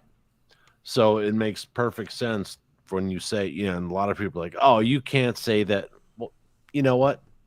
Yeah, I can't. Vince was more like the cable guy. Whatever you think of me doesn't fucking matter. The cable guy? Yeah, he liked the cable guy scenario better. He's nice. No, bring the food. Oh, you want the dip? Yeah, I want the dip, baby. But no, it's people think just because you're a dude, you can't have certain valid feelings. And when you've been with someone for a long time, you have kids, multiple kids or whatever, there's certain things you have to make sure that, okay, I'm not disrespecting my kids. I'm not disrespecting the woman that I'm with, and I'm not disrespecting the mother of my children in any way. That's just me. But I know that all the men that I see on the screen here, who I've known for 30 fucking years, are the same. You guys are from the same fucking fabric. Yeah. Like, the most important thing is the respect of your children. Mm-hmm. And whatever happens after that, they'll have to adjust to. Yeah. You know what I mean? So being spreading out and, starting some type of, like Steve, you have a lot of, like you have more children than me, Leon, and Jason. So looking forward, how are you thinking of how everyone can be happy and constructive? And you're a deeply caring guy, so how do you see your future unfolding in a new situation that you personally did not ask for, but you have to deal with? Well, people ask me that often, and I say I take it a day at a time. Yeah. I don't live, like a drunken sailor where I'm partying daily, and I might die tomorrow. No, but I'm trying to take everything a day at a time, and do the best today. I gave myself time. I learned this long ago because I lost both my parents long ago. Mm-hmm. Made some mistakes on not giving myself time to mourn and heal from loss, and long-term relationship, even short-term relationships, when they end, you have to mourn the loss. You have to allow yourself to heal. Right. So I try to do that.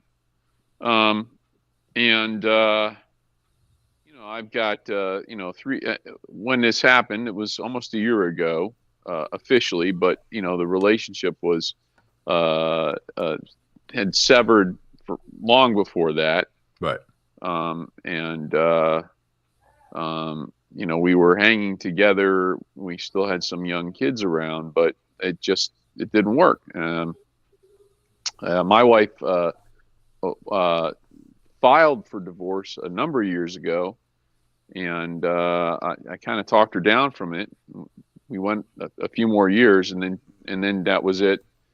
She filed again, and there's no going back. But a day at a time, at a time. Give yourself some room to heal. Give yourself some slack. Right. Do the best you can. Focus on the moment. And here's something that no one sees today. Here we are, 4 guys, all have gone through this, different steps. Leon's looking at his phone, probably porn.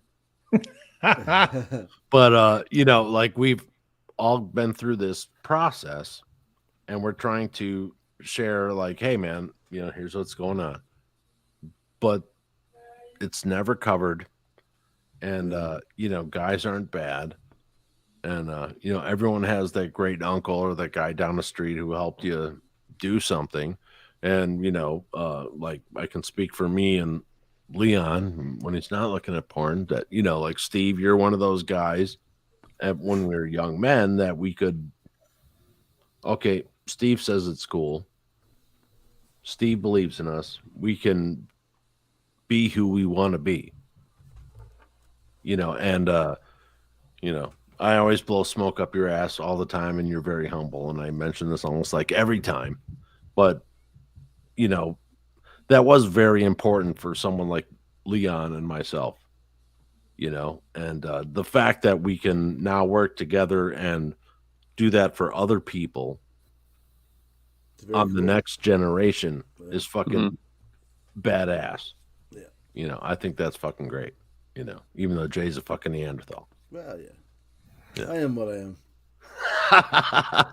But there you go, Popeye. Yeah, that's a good attitude. It's like, oh, hey, I am what I am. That's right. Are you doing this? No, I'm not doing that. Well, why? Okay, this, that, and the other. Oh, well, I didn't think of that. Well, you have to land in your comfort zone. Yeah, and find your center, find some peace. Right. Accept your circumstance. It doesn't happen instantly. Right. Wounds don't heal instantly. Right. It takes time, but find a center. Center yourself, and learn to fill yourself with a sense of peace and satisfaction. Nobody else can do that for you. Love something. First, love yourself. If you can't love yourself, find something else to love. Treat yourself well. Yeah. And be good to yourself, and then you'll be able to have other people be around. Well, then be your own anchor, and maybe something will drift your way. Yeah. Absolutely. It can happen. Yeah, and it happens in the weirdest, unexpected way. Something will happen right out of the blue. Yep. And you're like, what? I get this random text in October. You remember who I am? Pardon? Yeah. I wanted to marry you 28 years ago. How do I not fucking remember who the fuck you are? Yeah. You know what I mean? Whatever. Da-da-da. Next thing you know, all this other stuff. But if you weren't honest, you would never get to that point. Well, perhaps. And when you've landed, all wheels are down, and you're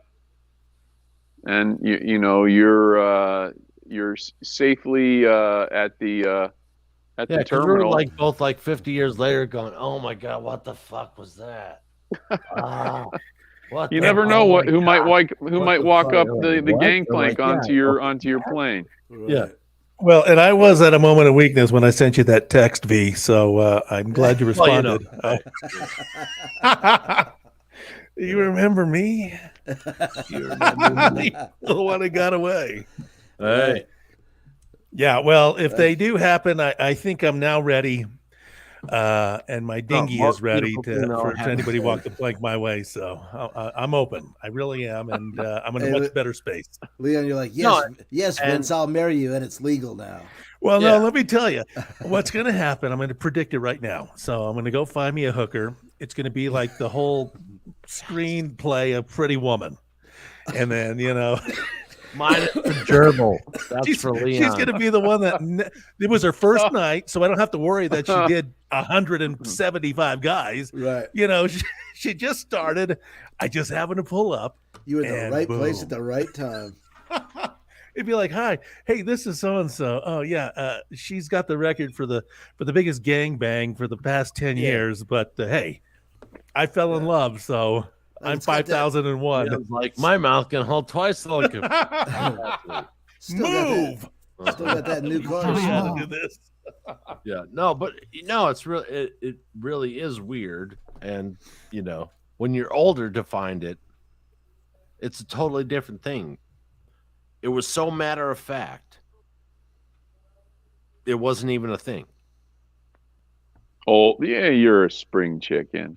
You know what I mean? Well, you're a spring chicken. You guys are all spring chickens over here. I don't know. Huh? I do feel like a spring chicken, but I think I'm that rotisserie that's on the very last. It's like on the second week that they're ready to throw out. It's been discounted 5 times. It's literally just take it. That's how I feel. Somebody take this home. And hey, at our age, and I'm all dried up. At our age, if we can continue through the whole sexual act, and not fall asleep, or fucking hero, or get a leg cramp or a crick in your neck. Or something. Okay, all right. Now wait a second. Okay, Jason, that's I know how old you are, Vince. How about you other guys? Come on. Fess up. Or do you want to say it on the air? Oh, I'm 50 today, as a matter of fact. Yeah, Jason's 50th birthday. Yeah. I'm 53. 50. Wow. I turned 52 in December. So yeah. And Leon's got a perm working guys, I'm right now. 60. He's got the hat going. 60 is 60. I'm so far ahead of you.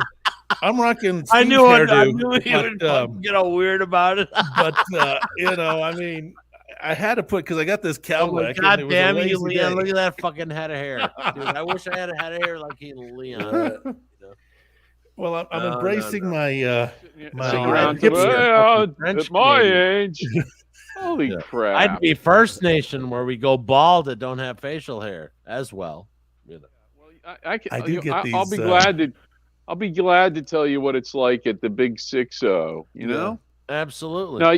Now here's a little piece of advice for you. You got to take good care of yourself.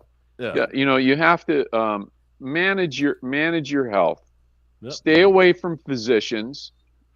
For the most part, they suck. Right. But stay well hydrated. Take some good supplements. Give your cells. You're just a collection of a bunch of cells. You treat your cells right. Yeah, that's sage advice. If you're over 50, that means you got to drop 21 loads a month in order to maintain colon health. So however you get to that number is up to you. But I would choose a partner if you have the option. I don't do that. I don't do that in a year. What? There you go. Well, Jason, it's been nice knowing you.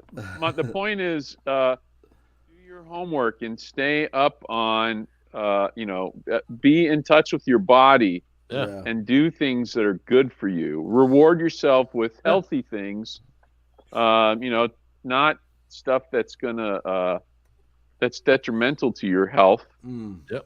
Reward yourself with healthy things, and it's part of the attitude where if you're taking good care of yourself physically, you're going to take good care of yourself mentally. You treat yourself well. I'm only 23 pounds down, and I feel that's great, amazing. I'm so glad you're doing that. You know what I mean? Yeah. I feel good fucking for you. great. It's not a lot. Yeah. You know what I mean? But it's a lot. It's a lot. 23 and pounds I feel is a fucking lot. great. Yeah. Yeah. It's like, okay, boom. Now I'm powered. And once you get to that point, the machine's already working. Mm-hmm. So I'm like, okay, it's my birthday week. I'm gonna eat whatever the fuck I want. I mean, I didn't worry about it. Still lost a pound. I'm not looking to lose 25 pounds a fucking week. Yeah. 2 pounds a week. And what are you doing again? What's that? What is it that you're doing? What did you change? Eagles. What? Right? What? No. So I basically cut out all the white bread. Yeah. Okay. I have tuna fish sandwiches every day for lunch. Okay. Toasted. Yeah. And then I have a smoothie, and then I'll eat either a steak twice a week or a hamburger without a bun twice a week.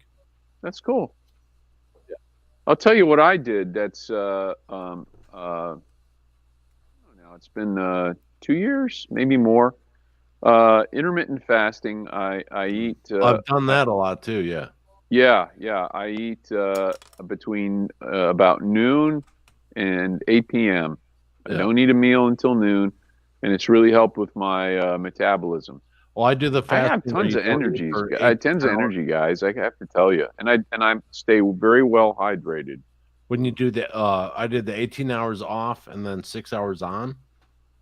Yeah, and that, 4 it kicks your metabolism into high gear, and you're burning. It helps your insulin balance. Yeah. Yeah, I highly recommend it. Stay away from sugar. And I only made a few changes. It wasn't crazy. Yeah. If you're gonna drop 30 pounds in a month, what are you doing?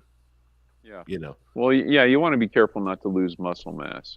So it's like, okay, at our age, 2 pounds. At my age, you young whippersnappers. Yeah. I'm like, okay. Well, my biggest health scare. Manage. If I go one way or the other, I can readjust. And I'm not looking for long, I don't want to lose 1,000 pounds. I'm just trying to be a little bit healthier because I had back and I got other shit going on. It's just going to be easier. Yeah. And when we're all reaching grandpa age, and we want to be the guy out there because we're all fun guys. We all love our. If you guys are grandpa age, I'm great grandpa age. Holy crap! Oh, yeah, you old fuck. Yeah, but you got the great hairdo because you got hair. I mean, let's be honest. Look at that. He's got hair. I just got started late. Steve's like my first kid. I got 37. I had mine at 30. Oh, 37 is when he got started as a dad. My first kid, 37. Nice. And are all the kids in general area where you're at? Yeah, they're all in Florida right now. Yeah. Right. Yeah. Nice. Yeah, enough. Come to think of it, I was 36, Steve. So yeah, I'm right there. Were you? All right, so we share that. Okay. Yeah, my mom had me when she was 36. Yeah, cool. Yeah. Apparently, this is what happens when you have anal sex. and all it takes is one time. Made Steve Schwab fucking guffawed, fucking that. Oh my god, your dad made me. That was worse, embarrassing my mother to make Steve fucking go. That was great. Cheers, brother. That was fucking great. Oh my god, yeah. I should have wound up on the back, but Catholic. Well, you found your way out. Had to be born to be abused. Way out. It was a miracle. Oh my god. A miracle birth. Oh my god. I remember my dad saying he was the fucking principal. Okay, so if my son gets out of line, beat his ass. Like that was like normal. Fuck him, let Jesus fucking whip his ass. And that was the whole thing. He said, Vince, my so Vince always got it right in the end. Oh my god. Dude, the shit I got in trouble for. So there's this one kid, his name is Steve, and this is third grade. He's getting closed fist punched in the face from the fucking principal. Fucking Sister Edward, what's her cunt? This fucking Oh my God. fucking just slam, wham, And Steve is like the seventh kid from an Irish family, which means in a Catholic school, if you have 4 children or more, the 5th, 6th, 7th, and all the way to the 27th doesn't have to pay tuition. Really? So they're a little fucking pissed off at you because Jesus can't get his fucking grift. You know what I mean? So she starts beating the fuck out of this kid, Steven. She's like, wham, wham. And all because he didn't say, yes, Sister Mary. He said, yes. And she's fucking... And he just hauls off and he's like, fuck you, cunt. And I'm like dying. I'm like, oh my God. And he fucking punches her in the face and they start brawling in the middle of the fucking aisle. A 3rd grader and some pissed off, misaligned principal getting her ass kicked by this Irish kid. Oh, he turned the tables on her? Oh my God, dude. For 3 weeks, I had to clean fucking all the fucking erasers and the fucking blackboards. Like, because I was fucking clapping. I'm like, kick her fucking ass. Dude, as a teacher, you come after a kid, you should get your ass kicked. That's twisted. That's twisted. 10 years later, they were married. What's that? Oh, dude, I got another story for you. So, that's a school they probably need to dig around in the backyard to find all the dead kids. So I'm 15 years younger than my oldest sibling, and I'm the youngest of 5. So the next one up for me was Ray, 8 years, right? Yeah. So by the time I get to 2nd grade, 3rd grade, the girls are getting married. Okay, fine. So it'd be like, Debbie gets married, I'm the altar boy. Or not the altar boy, the ring bearer. Irene gets married, I'm the fucking ring bearer. Jill's going to get married, well, I'm guessing going to be the fucking ring bearer. The cousins get married, I guess they're going to be the fucking ring bearer. So, Sister Mary fucking what's her fuck? Fucking, I ask, I'm like, hey, what's the ring on your... She's like, oh, I'm married to Jesus Christ. I'm like, oh, that's great. To me, normal question, I go, hey, where are you going on your honeymoon? Because my sisters needed to go where the fuck to go to honeymoon. I figured if Jesus was going to this place, it would be a fucking great place to go for a honeymoon, right? Yeah. So, no, I got punished for like fucking weeks. I'm like, oh, boy, what's the ring on your finger? Oh, I'm married to God. Oh, are you? So it wasn't the Dead Sea. Yeah. Well, there was a Dead Sea. The honeymoon spot. Let me tell you, there was a Dead Sea, and she was my teacher with the C-U-N-T behind it. But yeah, pretty. Yeah, I if I see a nun in this day and age, I don't care if she's nun of the year. And Leon had a very negative. I want to punch her in the face. I really do. Yeah. Oh, you had a bad experience, huh? Well, the first after kindergarten, all the way up until mid-high in Catholic school, and it was the most demeaning because again, I was very I call it ignorant, and ignorant just asking questions like V was asking questions. I'm like, well, you're telling me thou shalt not hit and all this other stuff, and you go up to somebody and just whack them in the back of the head. Or you make him feel so small because they asked a question. I just never understood these concepts. And when I wanted to question, it was told from both sides, my parents and of course, faculty that, obey your elders and all this other shit that, we spew, which, okay, to some degree, yes. But for the most part, you kill the spirit of a child. I mean, you literally, you do. And it took me a long time and even still some therapy in this day and age of 2022 to realize that a lot of these things that I found and I altered my inner child were not my fault, but I took them to heart.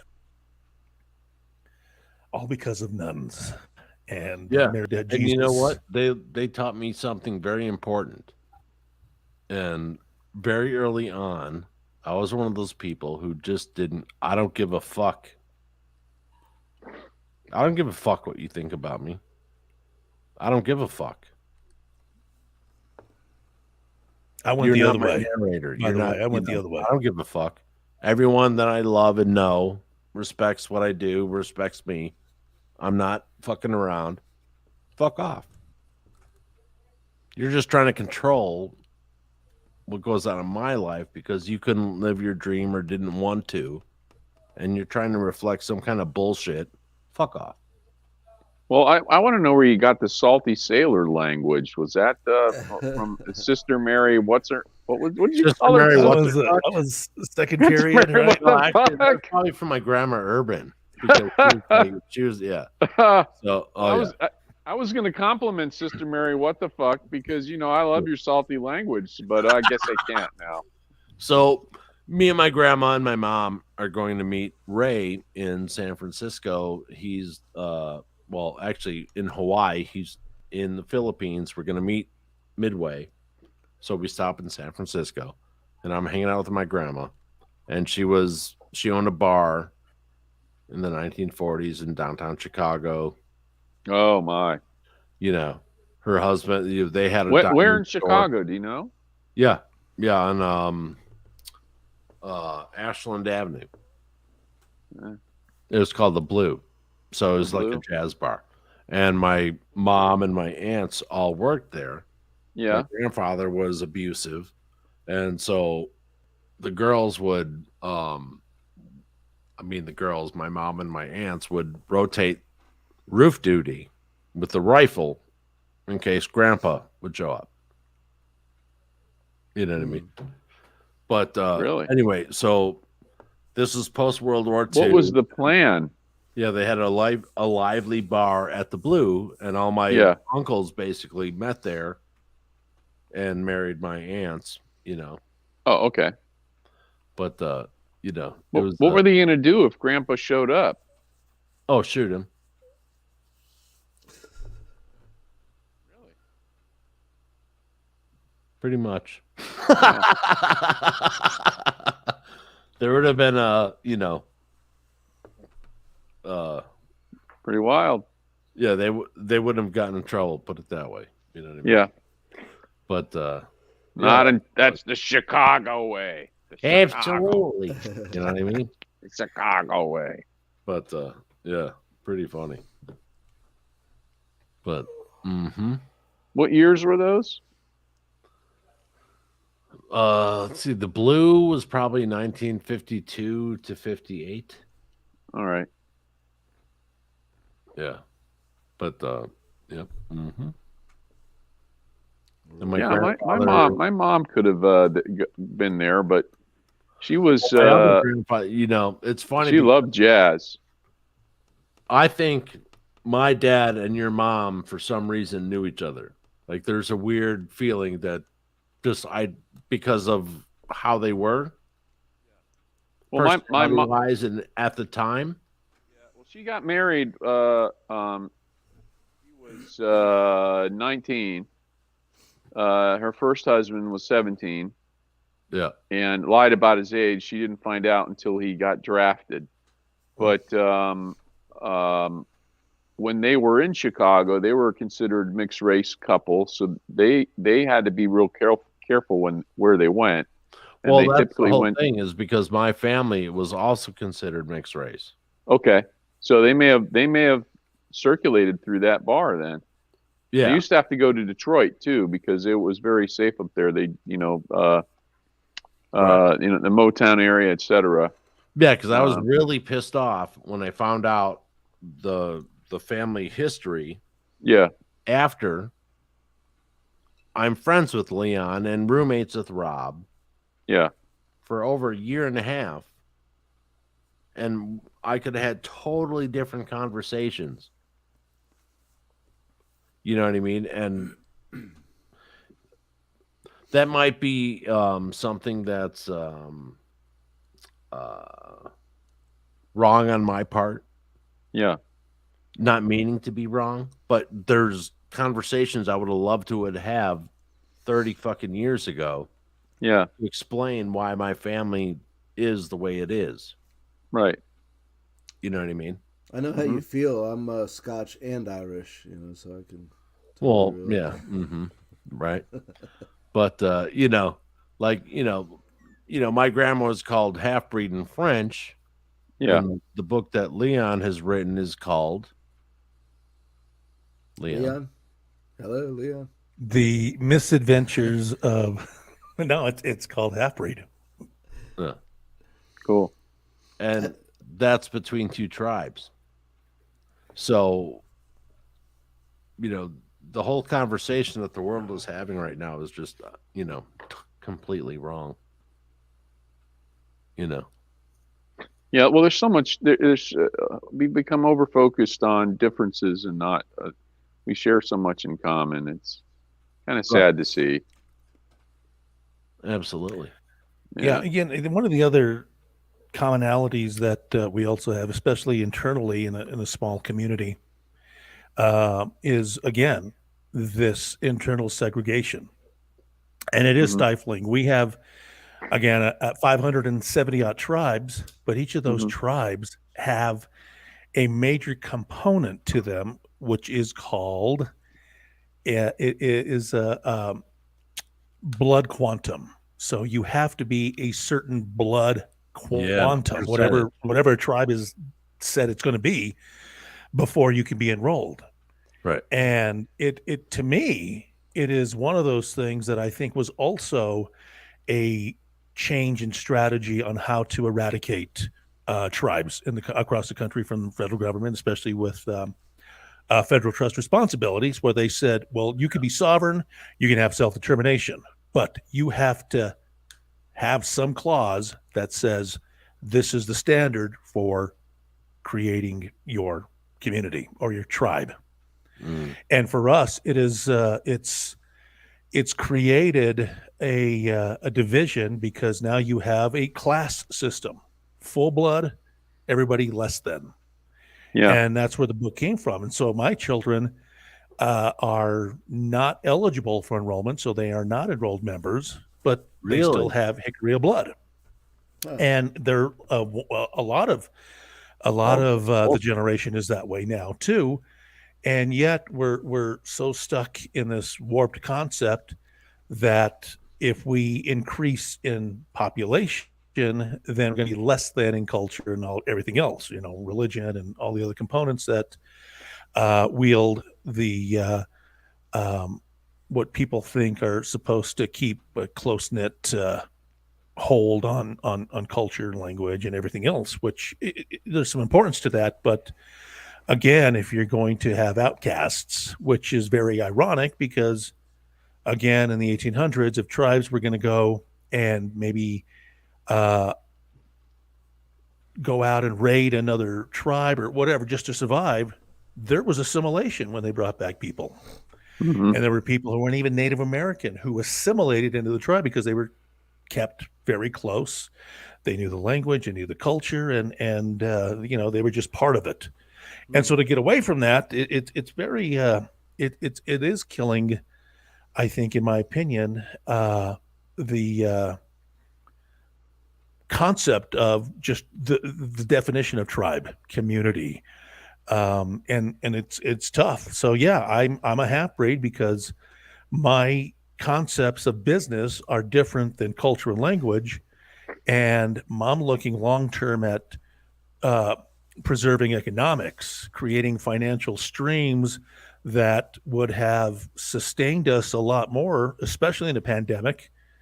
But because we don't do it that way, and because I don't know the language, and because as a tribe we don't do it that way, well, I'm the outcast. And I'm the guy who's stealing, and I'm the guy who's creating all these things because my agenda is to get my kids into the system so they can benefit. And it's broken. It really is. But I've probably been the only one who's ever just talked about it in a very respectful way. Yeah. But I'm labeled as the half-breed, and I finally had to write about it. And I don't know if I covered everything, but man, it's a lot. And again, it's every tribe. I've sat in meetings where I've had people witness them cry, a husband and wife who are whatever tribe they're from, full blood, but because they're from different tribes, they are forbidden to live together if they move to either place.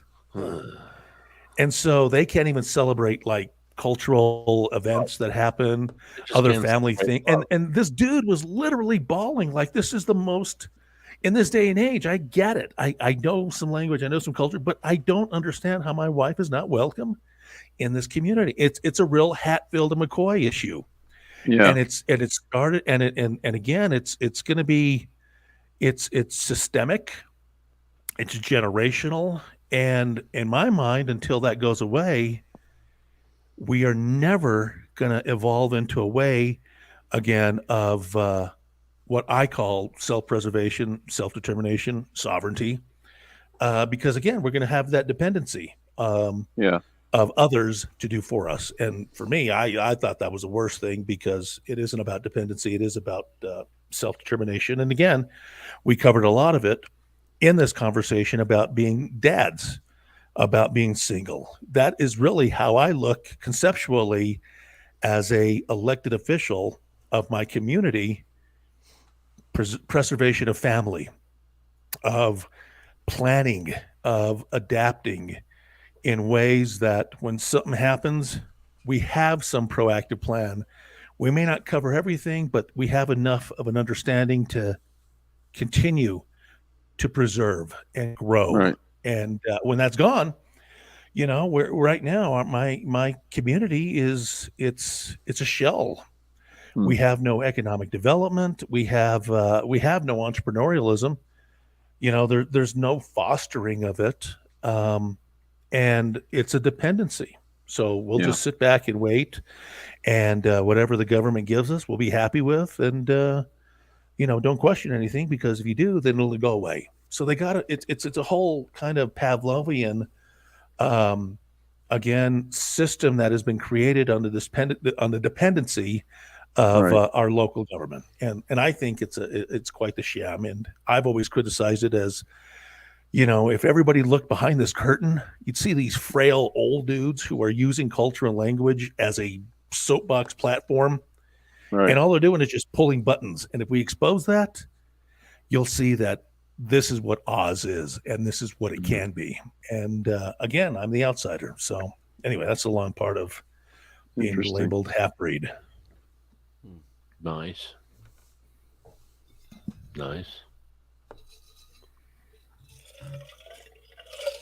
Well, I'll just say this, and it's in the book. This half-breed, since inception of 2002, has brought in new income of almost $500 million. Nice. Coming from not knowing what the hell meeting minutes were to sitting at the table and making sure there was capital brought in.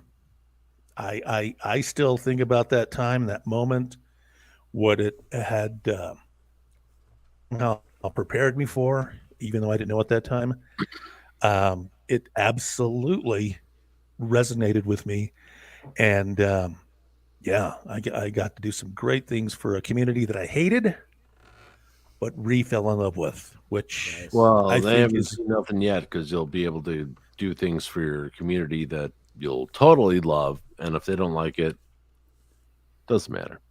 Yeah. And that's the thing. And I think there's some peace in that, because again, it's just, if it's not here, it's somewhere else, and someone else can benefit. And I think, and I'm in a healthy place finally, because again, it was tough, a lot of emotion, you know, being, if you know, you had your business and family chastised you for being a thief and stealing, and you're going, well, no, I mean, everything, here's the books, no, we just don't like you because maybe you were adopted, or you're not from the family at the second marriage.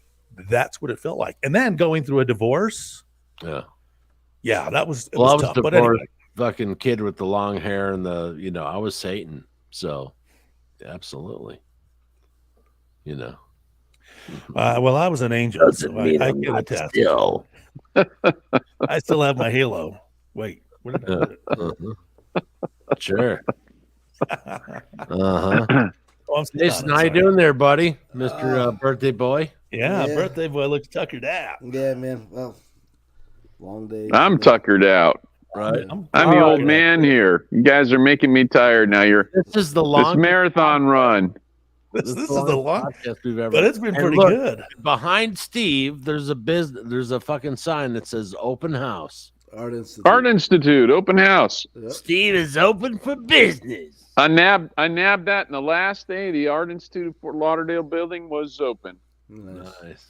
I had to have that one. I'd been to so many of those open houses. Yeah, I had to have that sign. It was like, oh man, I got to fit it in my truck. I worked many of them. That's where I first had brie. Yeah. Brie? What is this? Oh, really? Brie. I'm like, what do you mean brie? Oh, it's such a delicious cheese. Oh, I thought she was in the advertising program. That's what I thought. I'm like, wait a minute. I think I asked That's Brie the out. She dancer told me at to the go to fucking hell. Faster Pussycat or whatever the fuck it was called down the street that Leon worked at. And I worked that for one day. Yeah. What was that called again? Pink Pussycat. Pink Pussycat. The Pink Pussycat. Yeah, right. Yeah. Lounge. The lounge. Oh my God. Yeah. The Pink Pussycat Lounge. Well, next time I'll tell you my story. After I moved back from Fort Lauderdale, ended up in El Paso, and I couldn't find a job in marketing. I couldn't find a job in recording studios. There were few and far between in El Paso, but needed something, and ended up applying at this gentleman's club as a doorman, and I was like, cool, I guess I can hang out here. Well, you're going to be working at our sister club by the military base. I'm like, oh, so I go over there. And the guy tells me, the manager, he goes, oh yeah, we just big old grizzled guy. Yeah, we just threw a guy out last night. He came back and he started shooting up the fucking door. Look at the bullet holes. And I'm thinking, what the fuck am I doing here? I don't want to get shot, because I'm the guy who has to throw somebody out if they. So I started learning how to talk, and when guys would get out of hand, I'm like, oh God. Yeah, I'd go and we'd end up hugging, and I'd be walking them out, like, hey, bro, you take care, you good. And that was my short tenure as a doorman. The DJ didn't show up, so the guy says, get up there and play music. All right, well, that's not my job. And he goes, well, it is today. And I'm like, all right. So I go up there, 2 CD players, put a song on. That's when I learned about politics, because if you played a country song for a rock girl, she was pissed and she didn't tip you. Vice versa. And then all of a sudden now he's like, okay, now you got to start talking. Now we're doing Budweisers for $2. And so I'm playing a song and he goes, talk. And I'm like, hit the mic. And I'm like, Budweisers,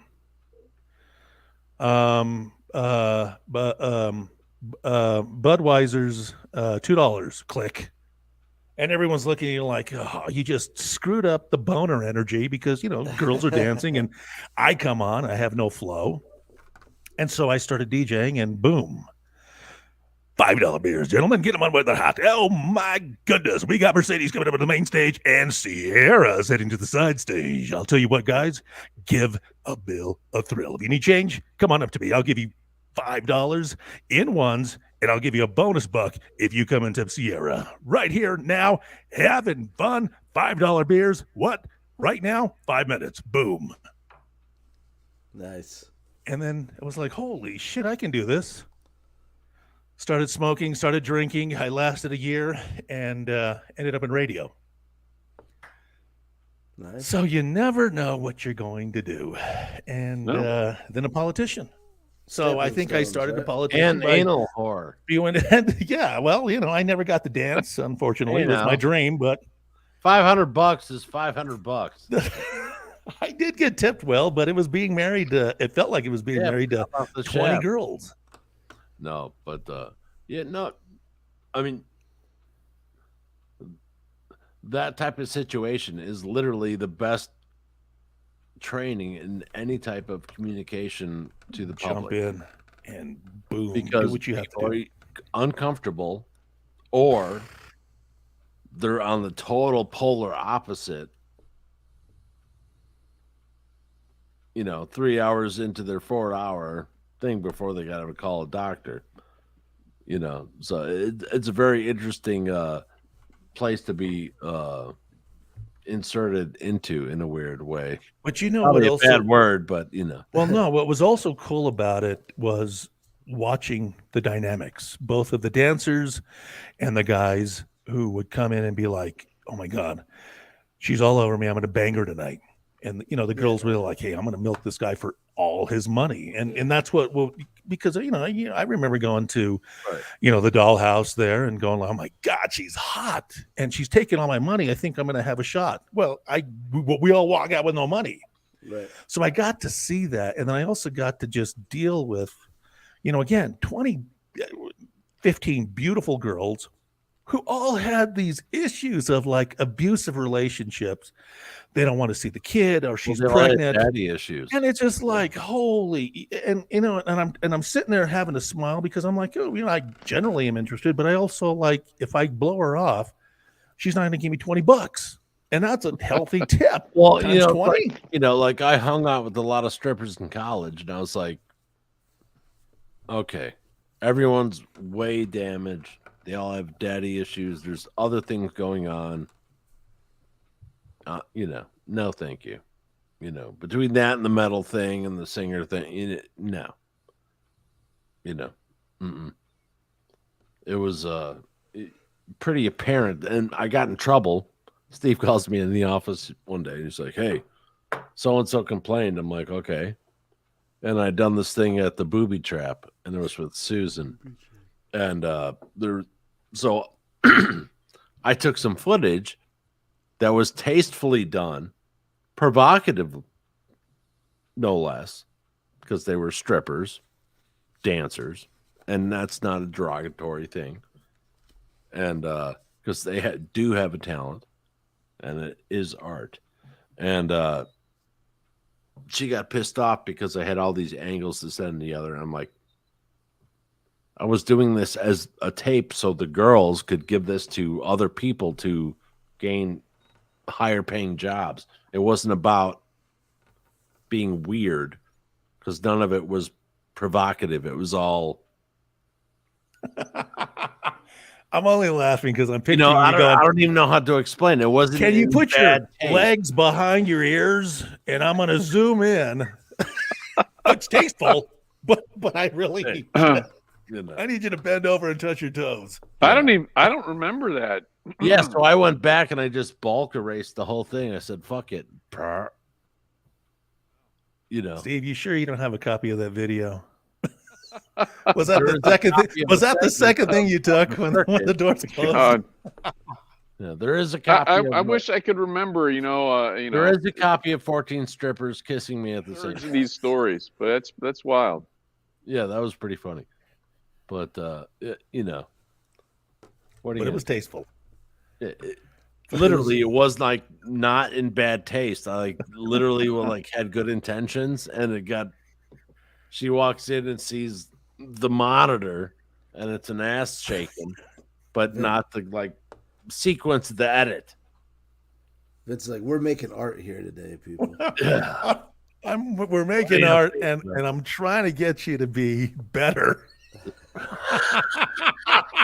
which is why I'm laughing, because it's not at all. I'm like, I want you to get paid 5 times more what you're making.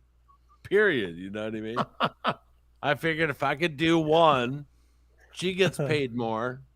Other people are gonna hire me and Rob and Jason. I get it. It just made me laugh because it's like, can you pick up this quarter? You squat down, and I'm gonna tape it. So you're at the editing bay on the second floor, and the 3 monitors have this stuff up there. Leon, he's like this. He's like, all right, picture this: a lit cigarette. I can in his voice, yeah, man. A lit cigarette and a washed. You can't make any money off the equipment of the Art Institute. Wanna Right. bet? Yeah. Wanna bet? All right, I got I'm these hiring fucking 5 I've got dudes these every ping weekend. pong Hey, balls. okay, we're Here's doing what a we're gonna Now do. that wasn't my rule. That was not my rule. Well, no, not at all. You're up. Yeah, you never heard anything from Steve on that ever. Yeah, that was that. You know, I some of those ridiculous rules unenforceable. You know, he just had to go. Oh yeah. Oh no, they're not making any money off. No, they're just all student projects. Yeah, you know, and it was Come funny on, because they're learning you know, it. in our Get the house, camera, everyone shoot what you want. basically worked within the gigs that are offered. There's a lot of gigs offered to the school, and people just didn't. And then they can complain, and we're like, "Oh my God, Rob! Oh, dude, we need 6 people." And I'm like, "Okay, so what we're gonna do? They need 6 people at 150. I'm gonna pay them 110." And I was making money on everyone I was hiring on these fucking gigs, plus whatever I made. Right. You know what I mean? Because they didn't look. I'd be like, "Hey, do you want to do this thing?" Oh, cool. But they never looked. It was bizarre. So I made 4 times the amount of money that anyone would have made just doing their gig. Nice. You know? But there's some other funny stories. Like when we showed up to this, we're doing this Jamaican television Friday night video thing. And the deal is we show up, we get paid. Jason, you're on this one. So we get paid, and there's to provide the tape, the SVHS tape. We bring the equipment, they provide the tape. They forgot to bring the tape. And we're on live fucking video to Jamaica with no tape.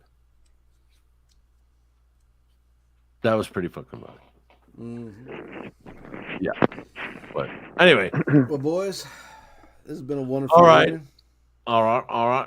Steve, Leon, Jason, love you. Love you guys. The longest podcast that we've ever had. So. Absolutely. On the birthday record-breaking broadcast. That's right. Absolutely. Love you guys. All Have right, a love good you one. too. And See you, boys. let's Hugs roll and kisses. All right. Love you guys too. Have a good one. See you.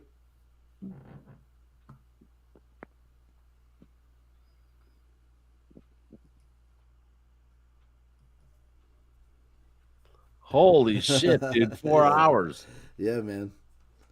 I'm starting to faint. I was like trying to hold it together. I'm like, Right? I'm like, I'm just talking because I'm drunk. I'm like, blah, blah, blah, blah, blah. oh, yeah. Yo, I was trying to, I was watching you. You're like deteriorating as you go. Like, I'm like, oh, he's getting ripped, man. Yeah. You're like Magoo, man. Oh, yeah, you did it. You finished it. That's the last right there. I'm like, oh my God. I know. I'm like watching you. I see you get a little cockeyed, man. You're like, I'm like, good. It's not me for once. Right. But you know, hey, shit. That's what the podcast is all about. Hey, man, you know what? I don't care if anybody but us watches it at the very. You know what I mean?